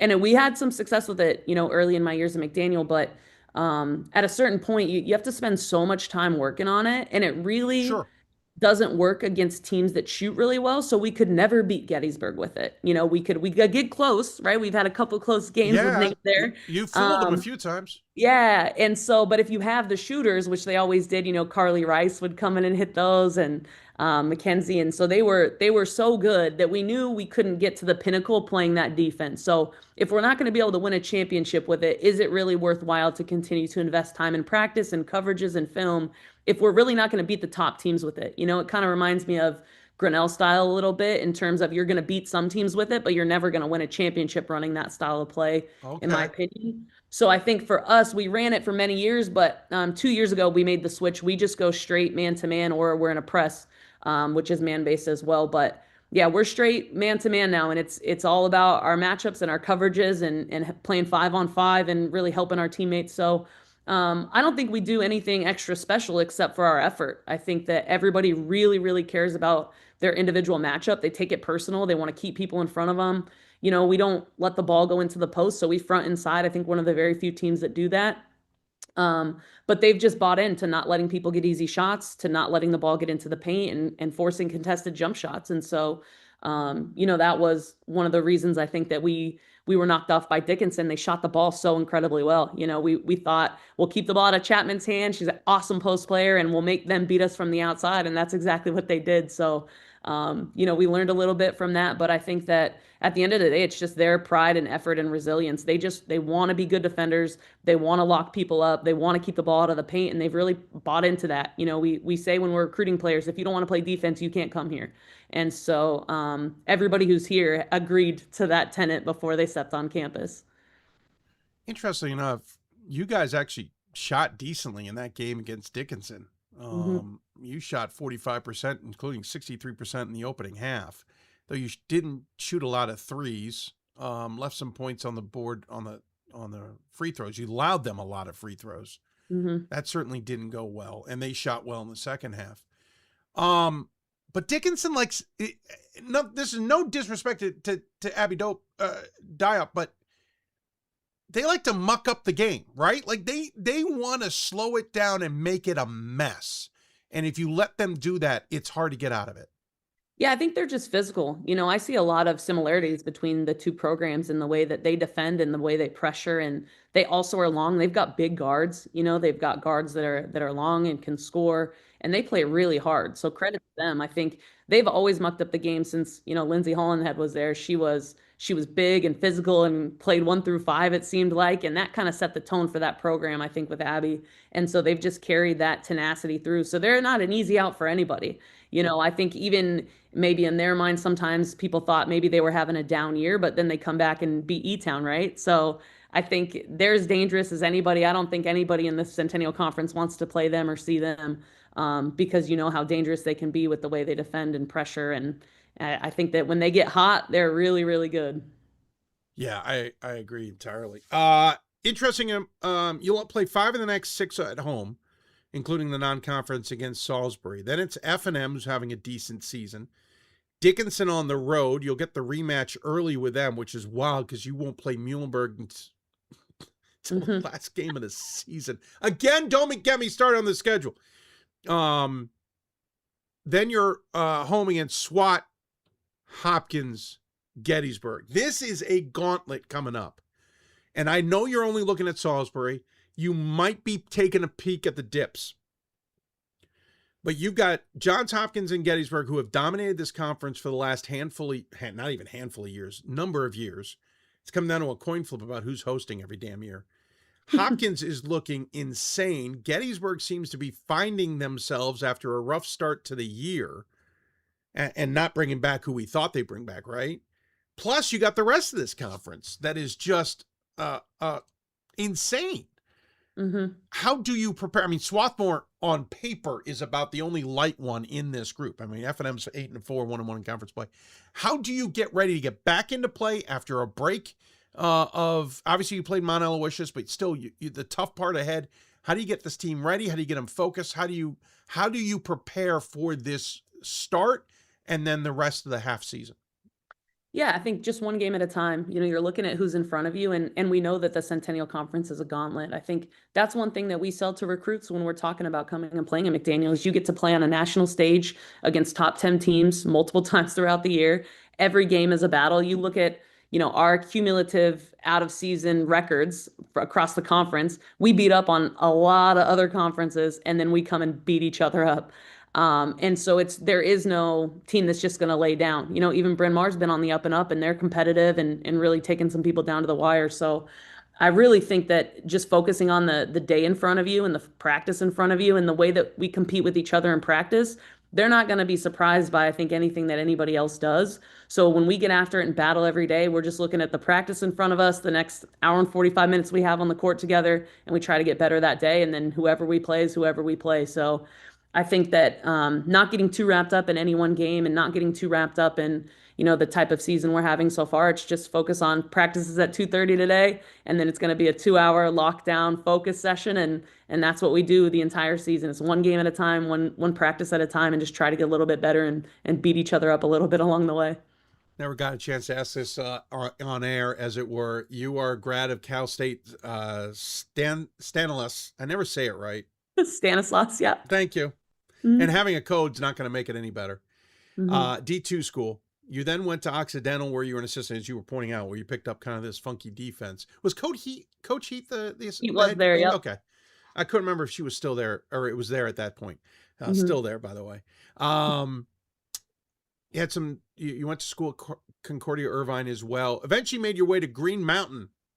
Yeah, that school. Before finally jumping into another green team in McDaniel. What is it for this West Coast gal that the East Coast has now become your home? I think the opportunity, it's so different. I grew up in Northern California, and there aren't any D3 schools besides UC Santa Cruz, which, right, kind of doesn't really count in terms of, a conference and notoriety or anything like that. So, my first real experience with any type of Division III, I never even knew someone in high school growing up that went and played at a Division III. It just didn't happen. Sure. And so once Heat gave me that opportunity down at Oxy that was when I decided I wanted to be a head coach at the Division III level, and it didn't matter where. And so after I was with Heat for 2 years, I applied to every open job in the country. I didn't care where I went. I wanted an opportunity, and then I was hired by Sharif Hashem, who's at Susquehanna as their AD now, but he hired me at Southern Vermont College, my first head coaching job. So, I kind of just stuck, and then the opportunity at McDaniel opened up, and this is a once in a lifetime type place. And I hope it's my job forever. I hope I get to retire on the hill here. So, I think it's just the D3 lifestyle really fits in well with my passions and my passion for academics. I was a teacher for 7 years, so I love this model. I love, especially in today's day and age, I think D3 is the most pure form of basketball you're going to get. And so I don't think it was anything necessarily about the East Coast. I think I found a place where I found my people, and I love it here, and I hope I never have to leave. I'm not sure what I did there. I took Southern Vermont, thought about the fact that it's a Green Mountain state, then converted that into Green Mountain. There is Green Mountain there. Yeah, there is. TCP Bartolo, our lacrosse coach, men's lacrosse, he was at Green Mountain. Right. So, and a friend of mine graduated from Green Mountain too. So I know Green Mountain well, but, and it's of course no longer around in terms of athletics either. So for some reason I conflated all that and just skipped right over Southern Vermont. Whatever. We didn't need to stick to the real details. Oh boy, does this cold kick in my rear end. Coach, I could talk forever. You and I always can, because whenever I'm there in pregame, I lose track of time and also look at the clock and realize you and I both have better things to be doing than chatting with one another. But I appreciate you coming on and talking about the Terror. It is fun to see. I know I'll have to wait to see you. The trip to Gettysburg won't happen until the penultimate game of the season, which is absolutely ridiculous. Again, don't get me. I'm going to bite my tongue. I seriously am. But congratulations. This is tremendous. You play on a court that has Becky Martin's name. There is a history and a pride at that school with this program. And to see it finally back, not finally back, but back where I think a lot of people expected it to be, is wonderful. I know it took a while to get there. So congratulations to you. We have a tradition on this show. By the way, the room she's in is this great memorabilia room, by the way, folks. If you ever go to McDaniel College, they got this room with all kinds of old memorabilia. It's one of my favorite rooms. I just wanted to mention that before I let you go. If you have any questions, you have a chance here as the guest to have the final word. Any final thoughts you want to share with those who may be tuned in? No, I'm just so appreciative of the opportunity, and if people have a chance to watch us play, I'd love to check out, our team. I think that they compete and they play hard, and they really do Coach Martin an honor, the way that they step on the floor every day, and I'm just proud that we get to do this at McDaniel with such an illustrious history, and I hope that the team continues to grow, and hopefully you support us as we make this run through the rest of the season. It's fun to watch, that's for sure. I've been enjoying it. You take care, enjoy the ride. And I know we'll catch up soon. And tell Maggie I said hi. Will do. Thanks, Dave. All right, take care. Kristen Gowan joining us here on the Hoopsville Hotline. Yeah, we mentioned all those home games coming up. It will flip. 5 of their final 7 will be on the road. Again, don't get me started on the schedule. Centennial Conference mucked up the schedule. We got to fix it, but conversation for another day. When we come back, we'll talk women's basketball up in New York. Cortland women's basketball joining us, Colleen Ames. And by the way, my 2 cents was going to be about fan behavior. I might be changing that. I've got another thought on my mind. That'll come up as well. You're listening to Hoopsville, presented by D3 Hoops. Back with more after this. The National Association of Basketball Coaches is the nation's premier professional development and advocacy organization for basketball coaches at every level. The NABC strives to serve as the voice for coaches on national issues while advancing the core value of leadership, service, advocacy, education, and inclusion. To learn more about the NABC and to become a member, visit NABC.com and follow the NABC on social media at NABC 1927. That's NABC.com or NABC 1927 on social media. Something I discovered in myself is that if I have a goal, and I can accomplish it. It's a well-rounded experience. At a Division III school, you primarily a student athlete, so the school is really shaped around you developing yourself as a complete individual. It helps a lot that you have a family with your team that can guide you.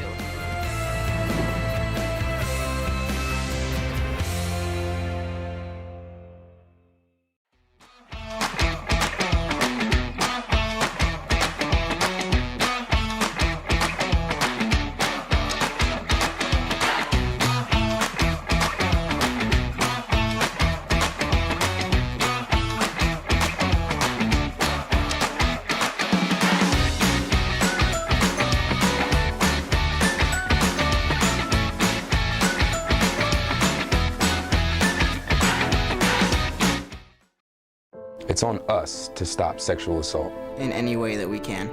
To get a friend home safe. To never blame the victim. It's on us. To stand up. To make our community safe for all. It's on us. It's on us to look out for each other at parties. It's on us. To be more than just a bystander. To step up and say something. It's on us, all of us. To stop sexual assault. Learn how and take the pledge at itsonus.org.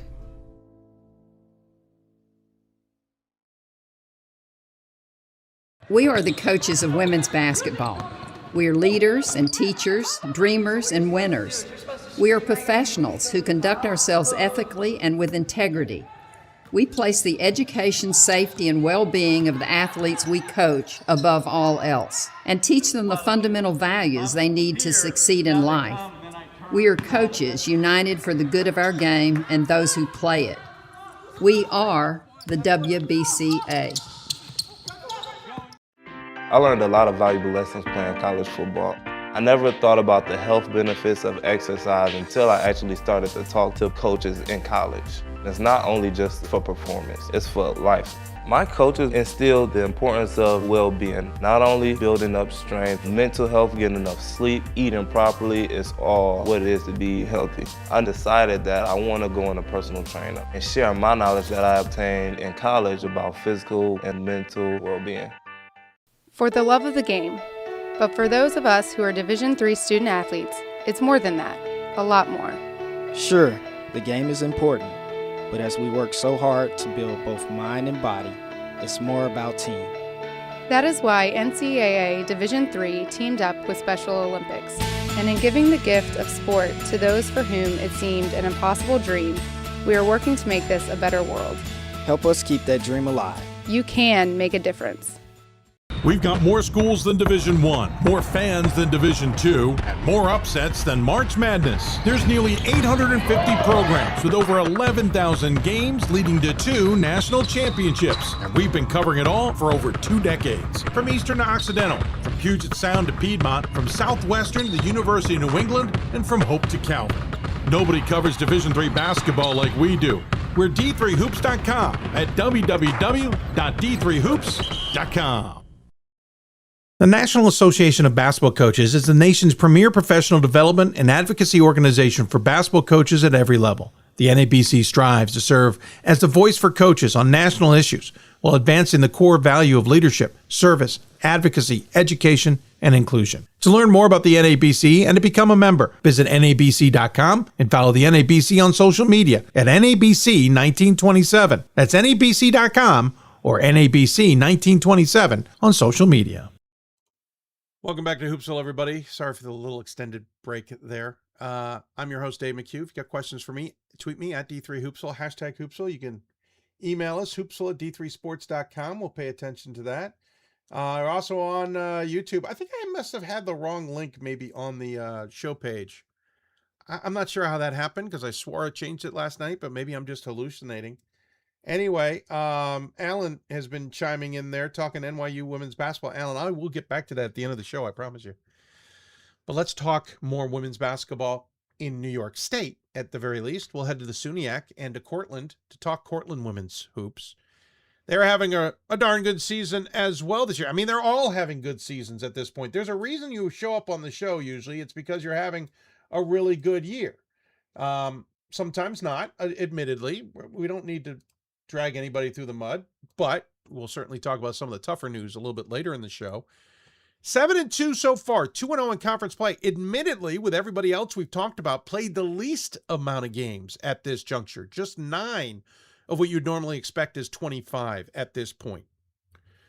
So that means they've got a very busy January ahead. In fact, they only play 5 games in February before conference action.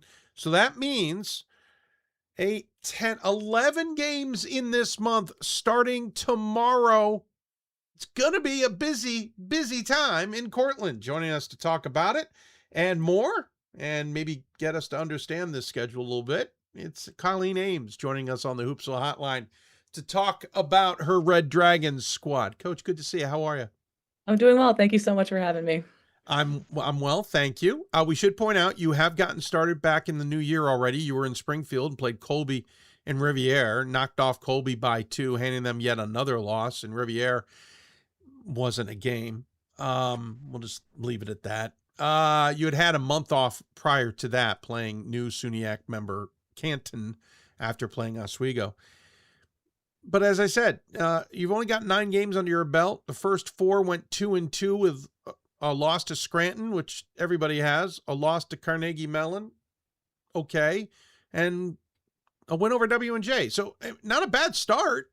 How are you feeling about this team? Well, I love this team so much, but Good answer.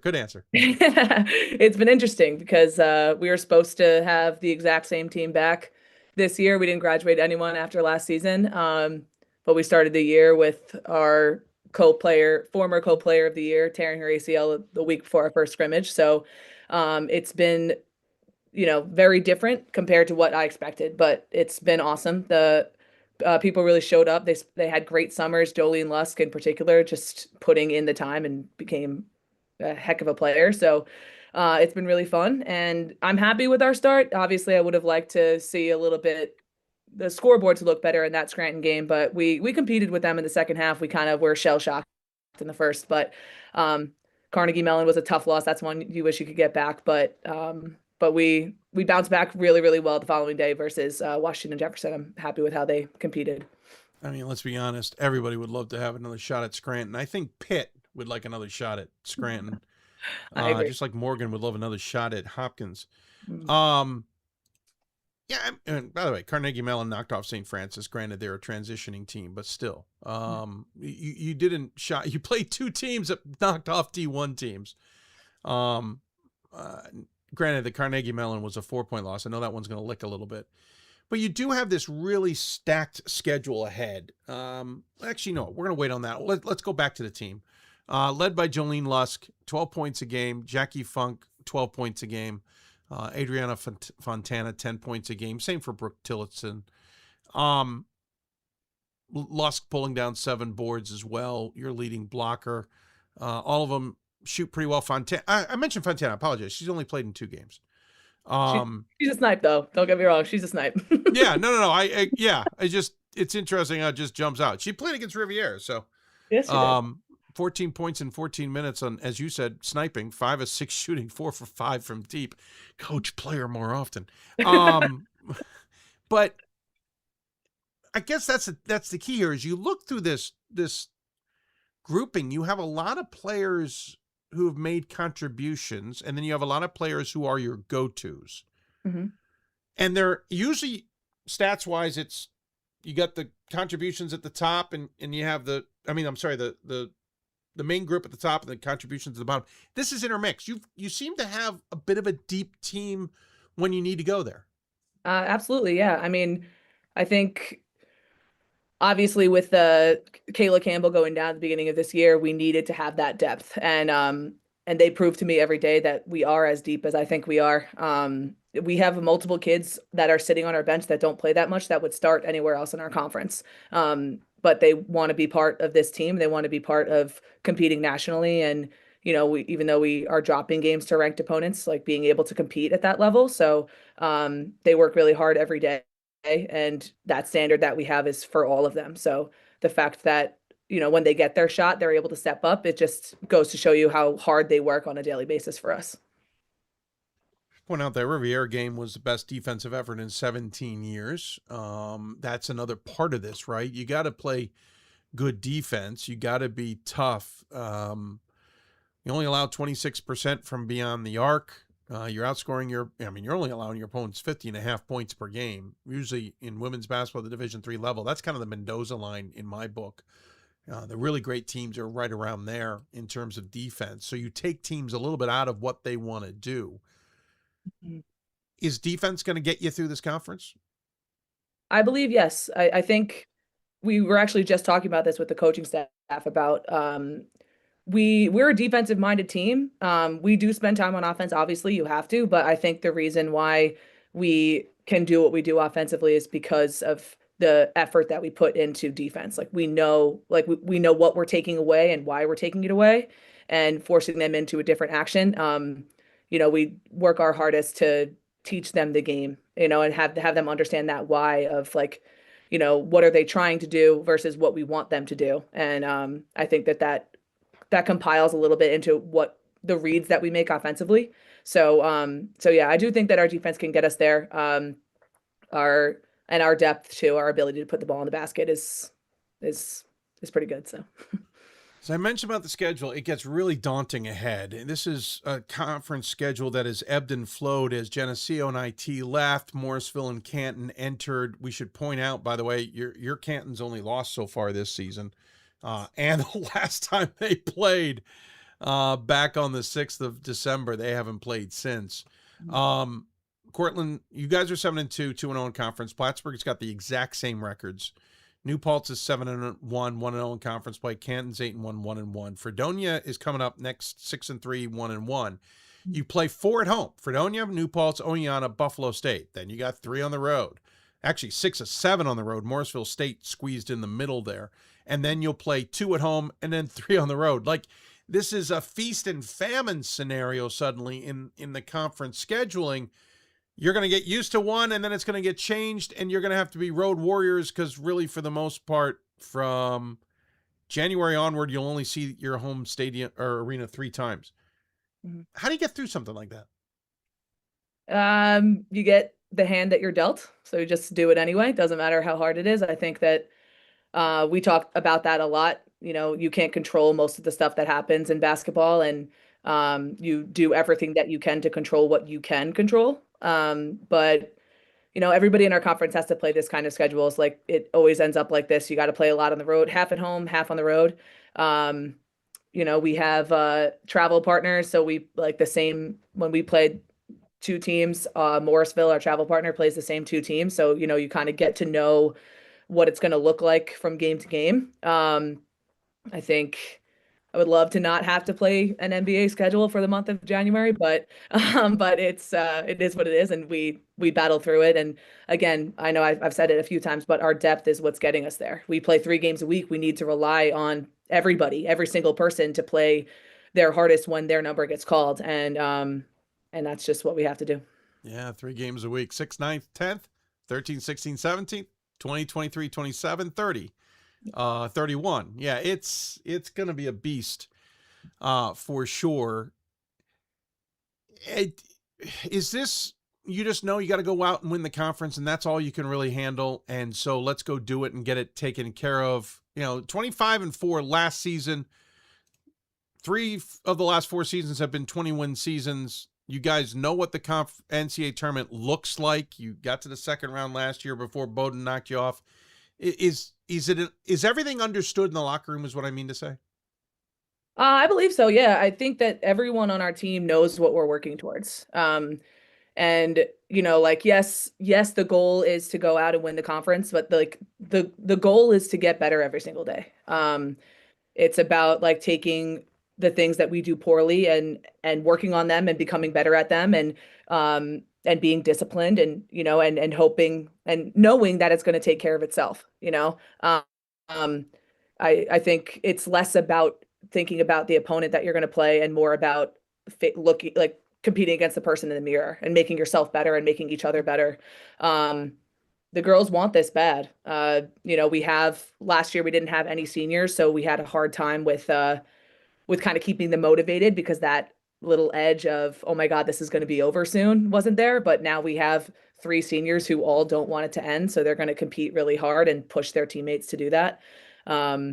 We actually had a mental performance coach come in and talk with our team today, and one of the things that the girls said that they think they've gotten better at is holding each other accountable. It's a lot easier to hold each other accountable because they know it's coming from a place of, we all want the same thing, let's make each other better.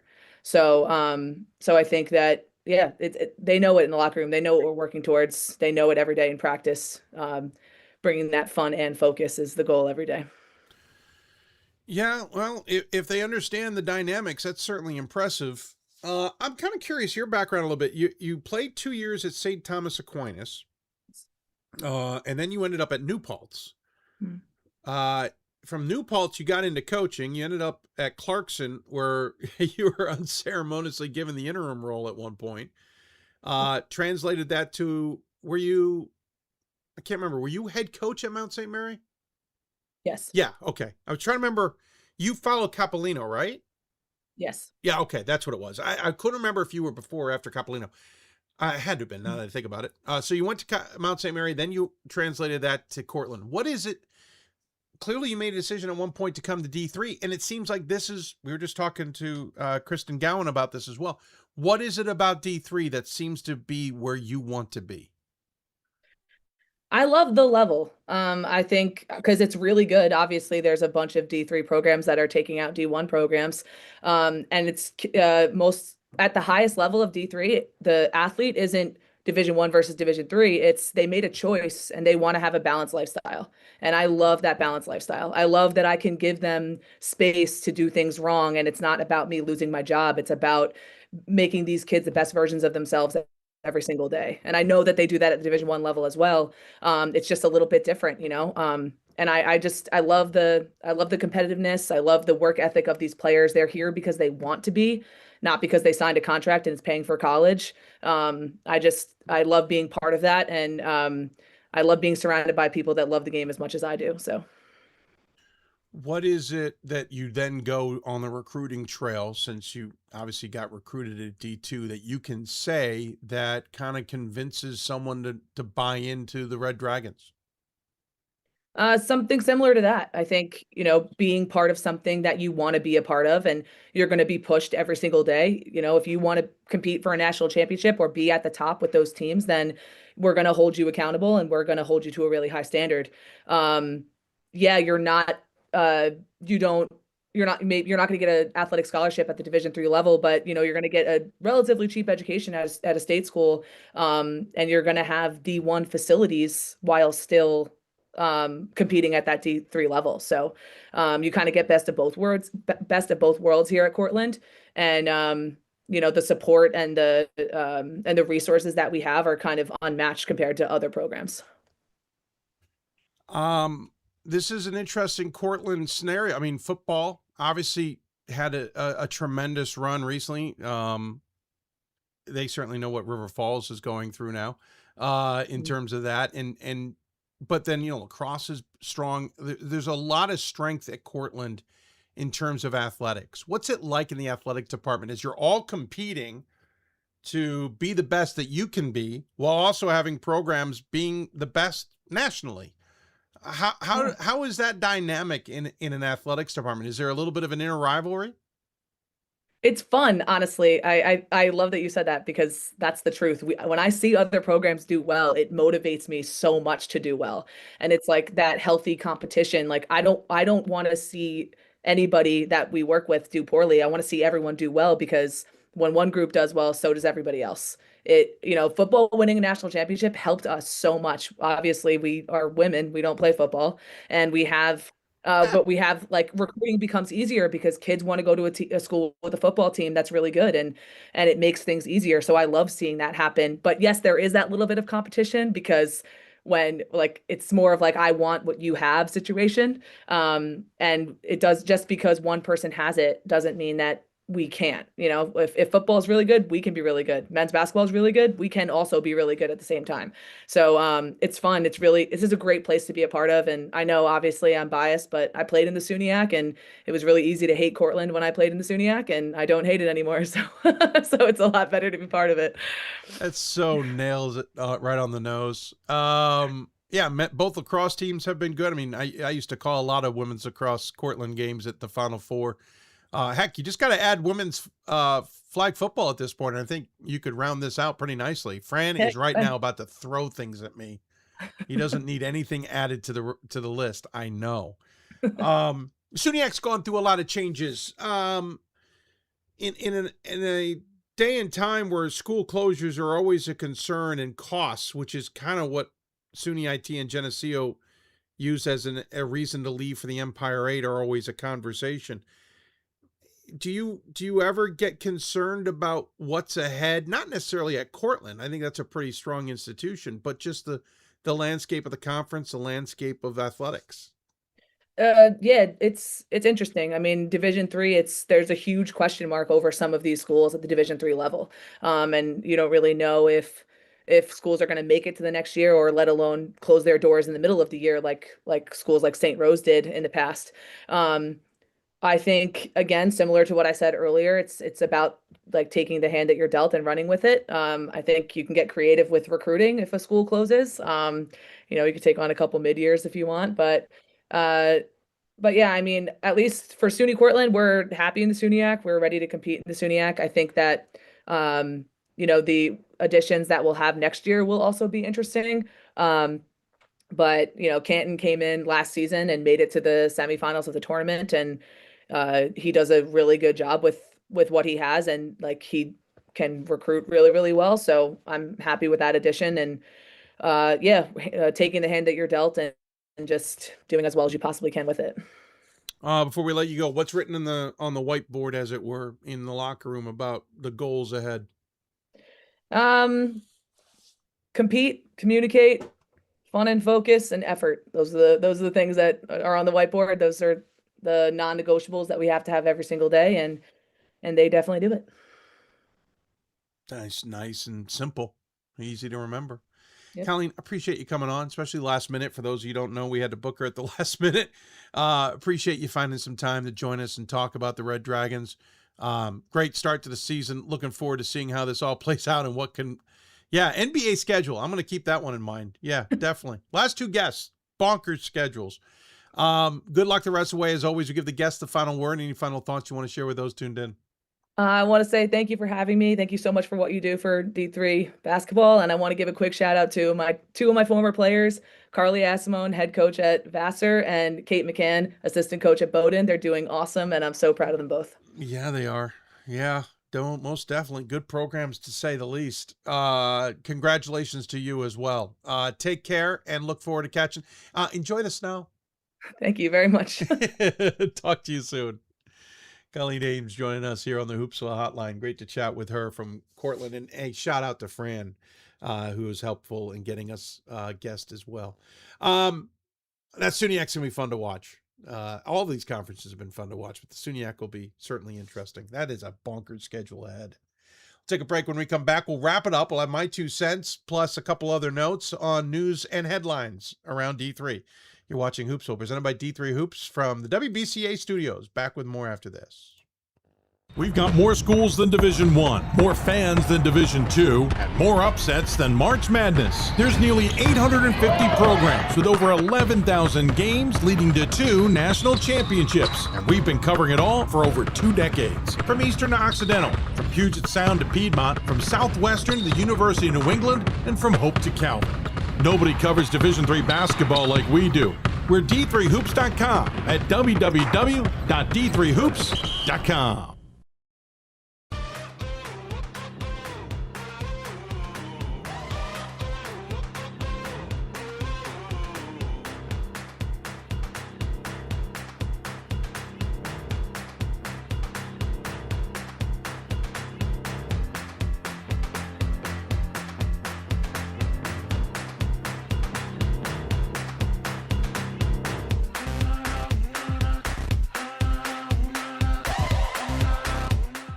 The National Association of Basketball Coaches is the nation's premier professional development and advocacy organization for basketball coaches at every level. The NABC strives to serve as the voice for coaches on national issues while advancing the core value of leadership, service, advocacy, education, and inclusion. To learn more about the NABC and to become a member, visit NABC.com and follow the NABC on social media at NABC1927. That's NABC.com or NABC1927 on social media. It's on us to stop sexual assault. In any way that we can. To get a friend home safe. To never blame the victim. It's on us. To stand up. To make our community safe for all. It's on us. It's on us to look out for each other at parties. It's on us. To be more than just a bystander. To step up and say something. It's on us. All of us. To stop sexual assault. Learn how and take the pledge at itsonus.org.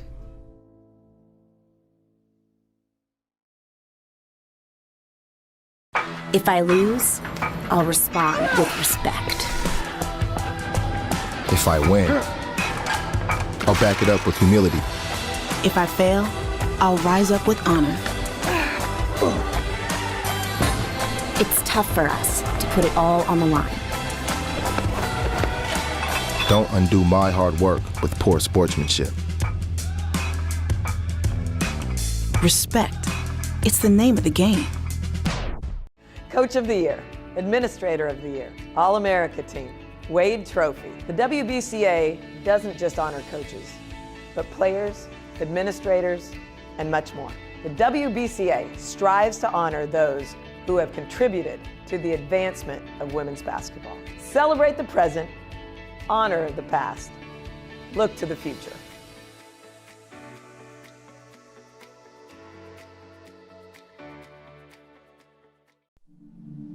I used to never really talk, ever. I was afraid if I said something wrong, everyone would laugh at me. But then I started to play golf with Special Olympics. It helped me to find my voice. And now everyone else is speechless. Welcome back to Hoopsville, everybody. Hope you're enjoying the show. If you got questions, you can always email us, hoopsville@d3sports.com. You can tweet us at D3Hoopsville or hashtag Hoopsville, or join us on the Twitter or the live stream on YouTube. I am trying to pay attention to comments there. Dice Ken, also known as Alan, has been chiming in. 40 straight conference wins by UAA, or I'm sorry, is the UAA record that NYU is marching itself towards, along with the 81 wins. We will see what happens with NYU as they are. What did he mention? Win today gets NYU their 73rd straight. Yep, that's what it is. They're playing Skidmore this afternoon. Let's take. I meant to at the beginning to talk about the men's results. We just ran out of time, so let's talk about how men's basketball progressed so far this season, or since we last voted. We're us top 25 voters have to get our ballots in here in a couple of hours. Trinity continues to be undefeated. So does Randolph-Macon. Randolph-Macon defeated Center easily, Augsburg easily, Misericordia even more easily, Salisbury by 21, and Lynchburg by 35. La Crosse actually suffered a loss. They lost to Augustana 82-75, defeated Concordia, Wisconsin, and North Central Minnesota, along with St. Norbert and River Falls otherwise. Wash U lost a heartbreaker to Illinois Wesleyan. They hit, what was it, a reverse layup, I think it was? No, I can't remember the sequence, but they hit something inside to go up. IWU did not call timeout, came down the court, hit a buzzer beater to win that one at Wash U, 78-76. But then Wash U beat Hope 72-65 and Olivet easily. Mary Washington took its first loss of the season. They beat North Carolina Wesleyan easily. Then St. Thomas of Texas beat them by 11. But Mary Washington responded. They handled Schreiner, then spanked Virginia Wesleyan, and then beat Catholic by 6. Chicago went through the holidays undefeated, also beating Catholic. Emory went through undefeated, destroying Christopher Newport, TCNJ, Bates, Hampden-Sydney, and Oglethorpe. None of those games were close. Calvin had a rough go of it. They're now 8-3 with 2 losses of 4. They lost to Augustana 64-60, beat Concordia, Wisconsin, and Wilmington, and then lost to Mount Union. Mount Union was ranked in the same spot they are. Mount Union remains undefeated. They beat Baldwin Wallace, Ohio Northern, Mount Aloysius, and Calvin, as we mentioned. Montclair stays undefeated, beat Maritime, St. Joseph, and Albertus. Redlands, as we mentioned, lost to Mary Hardin-Baylor 104-97. Here's what's really crazy about that. Redlands, the night before, had set the D3Hoops.com Classic scoring mark by defeating MSOE 102-82, and I was impressed with MSOE in that game. Then they had a 12-point lead against Mary Hardin-Baylor at halftime, which was their largest lead of the game, and they lost 104-97. So they lost their scoring title a day later in a loss. 104-97. Mary Hardin-Baylor is good, by the way. Really good. If they are able to put that together, we will be talking about them on this show, and we will be talking about how good the crew are. Johnson is such a leader for that squad. If they can keep their heads together, I think that is a dangerous squad. Sorry, I lost track. Oh, here we go. Virginia Wesleyan would like the holidays back. This happened when they were number one. I remember one year when we were at the D3Hoops.com Classic because we scrambled to have a vote because they had lost like 3 or 4 straight as the number one ranked team. They lost all 3 this week, this holiday. They went from 7-1 to 7-4. Lost to Christopher Newport in double overtime by 2. Lost to Mary Washington. It wasn't close, 89-48 as we mentioned. Then lost to F&M 71-69. I don't know what's going on in Marlins country. Gonna have to look it up. Roanoke lost to Redlands by 19, then beat Wilson easily, Husson easily, and Wilkes easily. St. Thomas, 10-1. Mary Washington, Marietta, Colorado College, all wins. Catholic lost to Chicago and Mary Washington with an Illinois Tech win sandwiched in between. This is going to cause headaches as voters. Hamden Sydney, who I have barely holding on to my top 25, is probably going to fall out of the top 25. They're 7-4. They went 2-2 on the holidays. Beat Wilson, lost to Redlands, beat Maryville, lost to Emory. Maryville in the top 25. WPI went 1-1. They lost to Tufts by 18, beat St. Lawrence by 6. That's kind of not great. Claremont-Mudd-Scripps, as we just talked about, still undefeated. York suffered its first loss of the season, lost to Ursinus, beat Nazareth and Penn State Harrisburg, and had a battle with Gettysburg. Gettysburg's not having a great season. And they're okay, but not great. They're like 500. Eau Claire went 1-1. They lost to Stevens Point. Tufts went, 3-1? No, 4-0. Apologies. Beat St. Vincent, Vermont, Linden, Clark, and WPI. Hopkins lost to Susquehanna 66-60, then beat Illinois Tech. Needed overtime to get past Babson 83-77 and beat Stevenson 90-82. I'm not voting for Hopkins. I don't think anyone will be after the loss to Susquehanna. Wesleyan went 1-2. They'll probably fall out of the top 25. Lost to Nichols in double overtime by 3. Penn College, they beat easily, and then Amherst knocked them off 53-45. I've seen Amherst. They're a good team. They're not great. I like them.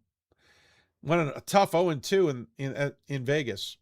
Trinity, Texas beat a struggling St. John's team easily, lost to Stevens Point, then beat Southwestern.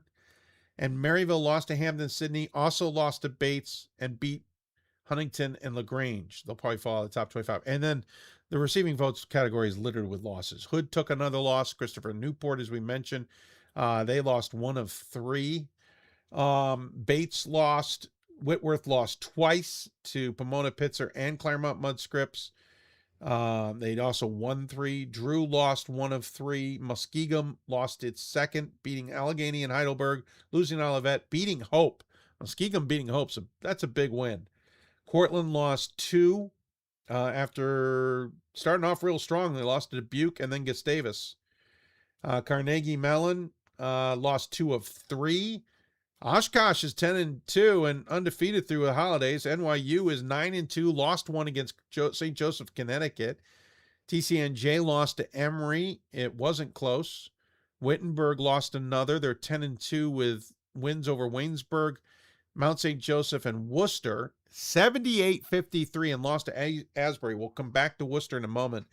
Colby lost again. They're 9-2. They beat Maine Maritime, Springfield, and Oneonta, but lost to Bates. And DePaul lost. They beat Illinois College, Rose-Hulman, and Augustana in overtime. Augustana's got a wild schedule.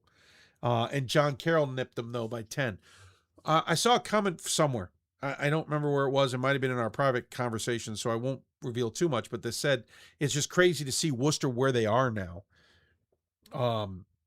Yes, but I'm not surprised. I was told when great coach at Worcester retired that this is what was going to happen, that the dominance of that program was going to fade. The argument being that Steve Moore was able to make sure basketball got some things that maybe weren't equal or not everybody else got. I don't know the exact way of painting that, but that it wouldn't last, and it hasn't. Worcester has been a shell of itself, essentially. Wittenberg's playing well, despite the fact that the school is in huge financial trouble, and who knows if they could survive it. It's crazy that Worcester. I just tried the easy way. Worcester and Wittenberg are in these situations. Forgive me, the cold is kicking in hard right now. Other news that caught attention. I broke this news right before the holidays. Lewis and Clark looking for a new head coach. Forgive me, on camera, I'm blowing my nose. I have no choice. At least muting it for you all. I wasn't going to get through the segment if I let my nose stay clogged. Wooston Witt. So anyway, Lewis and Clark looking for a new head coach. It came down to it basically came down to the previous coach got fired. Now maybe he ultimately resigned, and that is certainly possible. But from everything I'm told is he got fired. Shannon Rosenberg.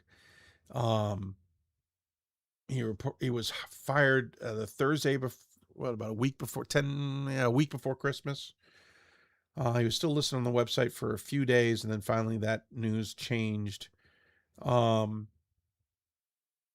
He was in his first season at LNC, had been the associate head coach there from 99 to 02. Everything I'm told was basically things weren't going well. There were some off the court issues, and the school finally had enough and fired him. Not much more I can say on that because the school is not speaking publicly about it. They named the assistant coach the interim head coach, Sean Carson, who we saw on the sidelines in a handful of games for that reason. By the way, my volume's been a little low, and I apologize for that, folks. I hope it's not been too bad. Just boosted a little bit. So Carson's going to be the interim acting head coach. He was the lead assistant. He was in the sidelines in the videos that we saw. Rosenberg, you might remember, was fired at Linfield a handful of years ago for conduct after a game. He sued about that and supposedly won his lawsuit. But he's out of coaching now, and everything I'm hearing is maybe needs to go get some things handled before he's maybe going to get another job. I don't know. Just speculation. Then the big news hit right around that time. Families are demanding that the Heidelberg women's basketball coach be fired. Oh, that coach is Aaron Eaton. It's complicated. I'm laughing only because it's insane. This was reported by WTOL and their investigative unit. Excuse me. WTOL, obviously somewhat local to Heidelberg in Toledo. TOL apparently has audio recordings and others, if there's others, some kinds of recordings, plus interviews and a 52-page demand letter outlining allegations that the attorney for the family say show represented misconduct by the coach and a failure by the university to protect student athletes. This gets complicated because there's, as they say, there's always two sides to a story. I was familiar with another institution that had to go through the demands of parents to fire a coach and did so for far less than what I read here. If you've read the investigation, it's galling. There's audio recordings apparently of Eaton saying, I hate this team. It's a miserable experience. It's miserable. Her partner claiming that he's put $4,000 into the team and he's not received any thanks. There's other recordings. That quote is, Dad ain't happy right now. I got $4,000 invested in this program and no one said thank you. Apparently Heidelberg has sent a release. They did. That says university recently concluded an extensive external review of the complaint involved our women's basketball program and athletics administration. The investigation found no violations of NCAA policies or laws. Now that wording's weird. It says NCAA policies or laws.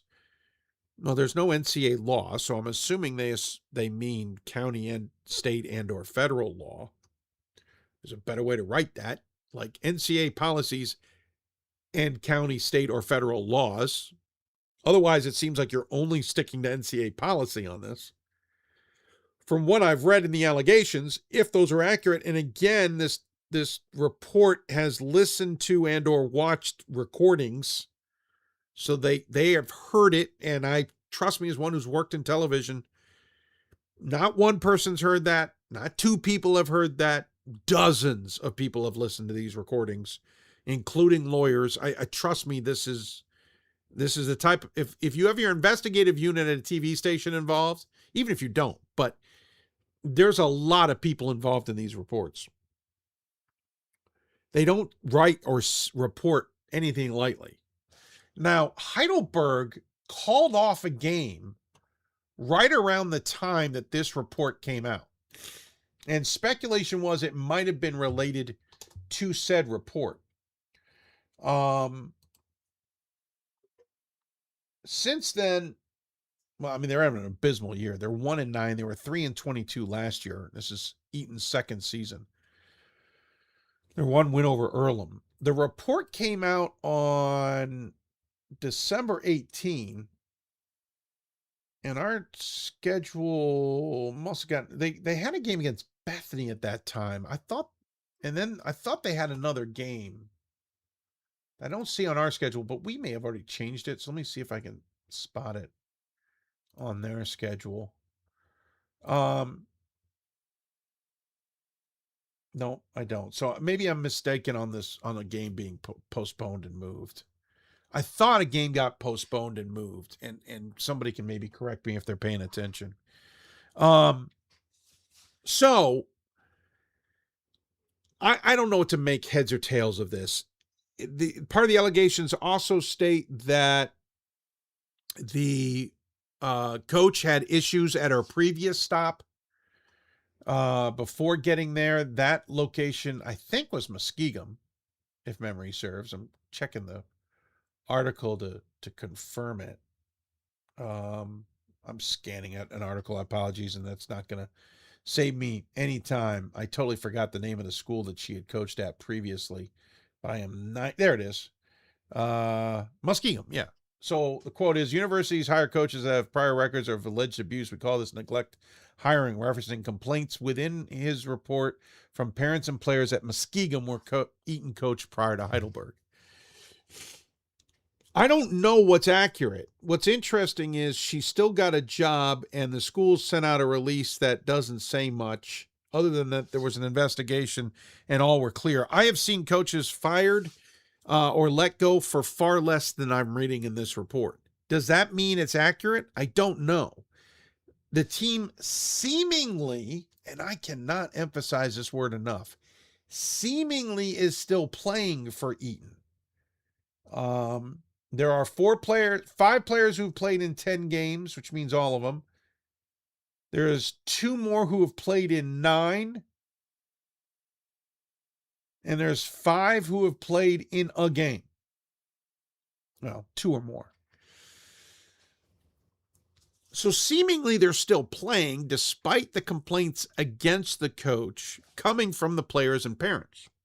Now, a lot of times parents get involved in this stuff way too much. This is a tricky slope to ski here, but they claim, they state that because they're paying the bills, they have the rights to kind of not dictate, but control a lot of things, including coaching staffs. I get that argument, but to some degree you don't. Now, if there's gross negligence, I don't have a problem with it. I have seen too many times where parents are getting involved, not on gross negligence, but because they just want to. Sometimes stuff's made up. Is anything made up in this case? I cannot speak to it. I don't know. I don't have enough close contacts.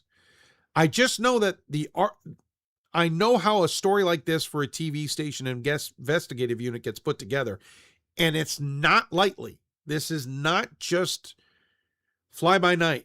And it wasn't saved for sweeps. This wasn't a November story. This wasn't a February story. It's not a May story. What's scary is that this letter was submitted last March. This 52-page letter was submitted last March. The school reportedly did a full investigation. Coach is still there, and the school says they found nothing. Here's where I struggle.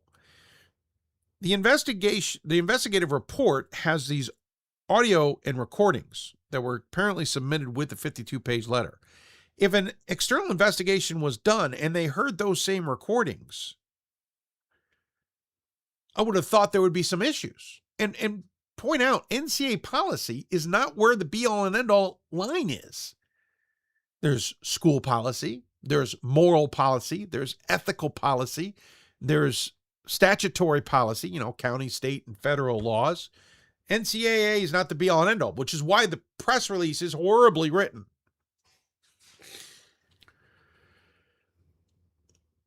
So I don't know what to make of it. We're sitting here 3 some odd weeks, 2-3 weeks later, and nothing has changed. I'll predict by the offseason that coach is no longer there. And that's 2 reasons I'm predicting that. 1, this team is not good. And she walked into a not good program. I get that. But in 2 seasons, nothing's improved. And now you add on the insanity of these allegations. I don't think she stays. I think either she decides she's out or the school says, listen, let's just part ways. But that gets me to my 2 cents. And I'm not saying this based on these 2. So just for the record, I teased on the show page, and we're going to have to edit this. Now, my 2 cents was going to be about fan behavior. We'll get back to that another time. We had an incident at the D3Hoops.com Classic that stunned me. And I've seen some bad behavior. There is a disturbing trend in at least academics at all levels, which I don't understand. I mean, I do, and I do, but I hate it. And I don't because logic says otherwise. The trend is that people are let go from jobs, and their reason for that letting go and the history does not follow them. Swarthmore women's basketball coach a few years ago apparently had a Title IX investigation ongoing at Vassar for horrific allegations. The cold is affecting my eyes for you, those of you watching. Those allegations included essentially sexual harassment and or assault on the teams or the players that she was coaching. Swarthmore reportedly did not know about the Title IX investigation at Vassar and or did not ask.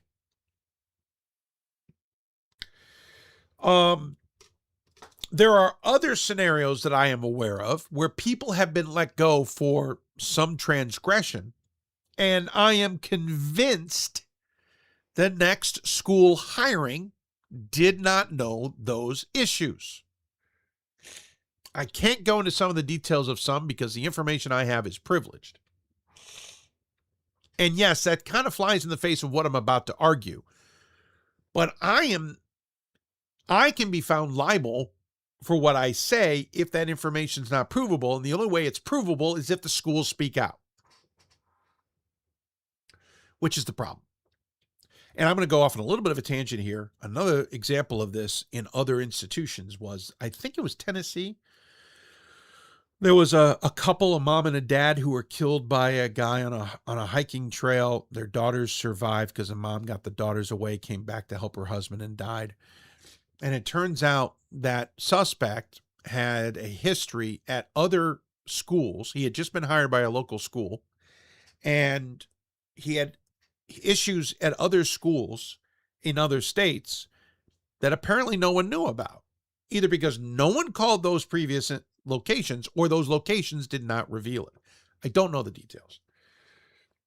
If those issues were revealed, that individual is probably not hired, and thus he's not on the trail to et cetera, et cetera. There are individuals who have gotten jobs in college athletics after they've been let go at other institutions who arguably shouldn't have those jobs. They shouldn't, because the previous transgressions did not follow them. They did not follow them because either the schools did not do a good enough background check and ask, or, and this is what happens, those schools where those transgressions happened, let them go with a promise that they wouldn't reveal it. Here's that scenario. So-and-so gets in trouble for whatever they get in trouble with. You name it. NCAA violations is a bad thing because obviously NCAA would know and there'd be a record. But some type of code enforcement issue at the school, or a financial problem, or sexual harassment, or sexual assault, or whatever. The school says, listen, you resign instead of us firing you. We'll let you go scot-free. We will not put it as part of your record. We move on. You go get another job somewhere. It won't be mentioned. And that's the deal. Because the other flip of that is, you stick around, we'll conduct an official investigation, unless they have already. And then we're going to fire you on grounds. And then those grounds will continue. But for us, that means there's a time commitment where we have to still pay you, put you on administrative leave, and go through the process. There's also a part of it's going to cost us money. This might get messy and turn into a legal affair. So now we have to pay even more, which is the polar opposite of what Rosenberg went through in Linfield, because it did get messy. It did go to court. So his record's out there. So if you go, we can save money, save face, you save face, etc. You can go get a job somewhere else. So that person does that, or escape before it's a problem. For whatever reason, nobody talks to each other, or the school says, we won't tell anybody. This individual shows up at another institution and the same thing happens again. What are we doing? What are we doing? This is absolutely insane. In our world, we're talking about student athletes and protecting those student athletes, and yet we're hiring individuals that either the school didn't do a good enough background check, or the school they contacted said, oh, hands are tied, we can't talk about it. How is that protecting student athletes? Whether it's protecting them because there's a financial crime, whether it's protecting them because there's a violation of some kind with the institution, whether it's protecting them because there's sexual-based crime, whatever it is, you name it. In this case of Heidelberg, let's say those allegations are true. Did Muskegum let her go with the idea that they wouldn't say anything? And so when Heidelberg came a calling on the background check, Muskegum didn't say, yeah, well, we had some issues with some behavior here, but don't worry about it? Or did Heidelberg never call? Or did those allegations not get to the point where Muskegum knew about it and so she bolted before it happened? Either way, she's hired another institution, and here we are again with the same allegations. I don't know what happened at Muskegum. I don't. But background and history on these scenarios happening where a coach ends up in another location and the same stuff happens again is way too often. Now, this is a difference between rumor. There's been many a place where rumor follows somebody. There's many a coach I get a call about, go, I can't believe he's still in coaching. You wouldn't believe, blah, blah, blah. It's all rumor. There's nothing you can factually base it on. We're talking about true problems. And I don't understand why we live in a society where you can be let go from a job, save face for horrendous allegations, get another job somewhere, and when it happens again, everyone goes, oh, you didn't know that? That's also what happened at X school. It's stunning to me. And I'm not trying to throw anybody under a bus. The Heidelberg story could be completely out of context. It could be completely blown up. I don't know. I can only go on what's been reported. But there have been other examples. I mean, the Swarthmore one was bad. And they ultimately saved face by letting her go at the end of the year instead of having to officially fire her.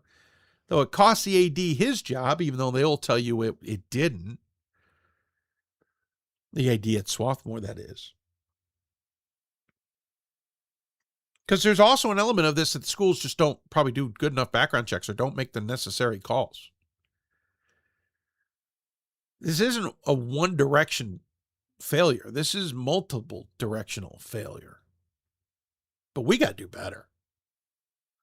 Individuals should not have jobs at institutions when they've been let go at other institutions for problems that are heinous, that are major, that are a big deal.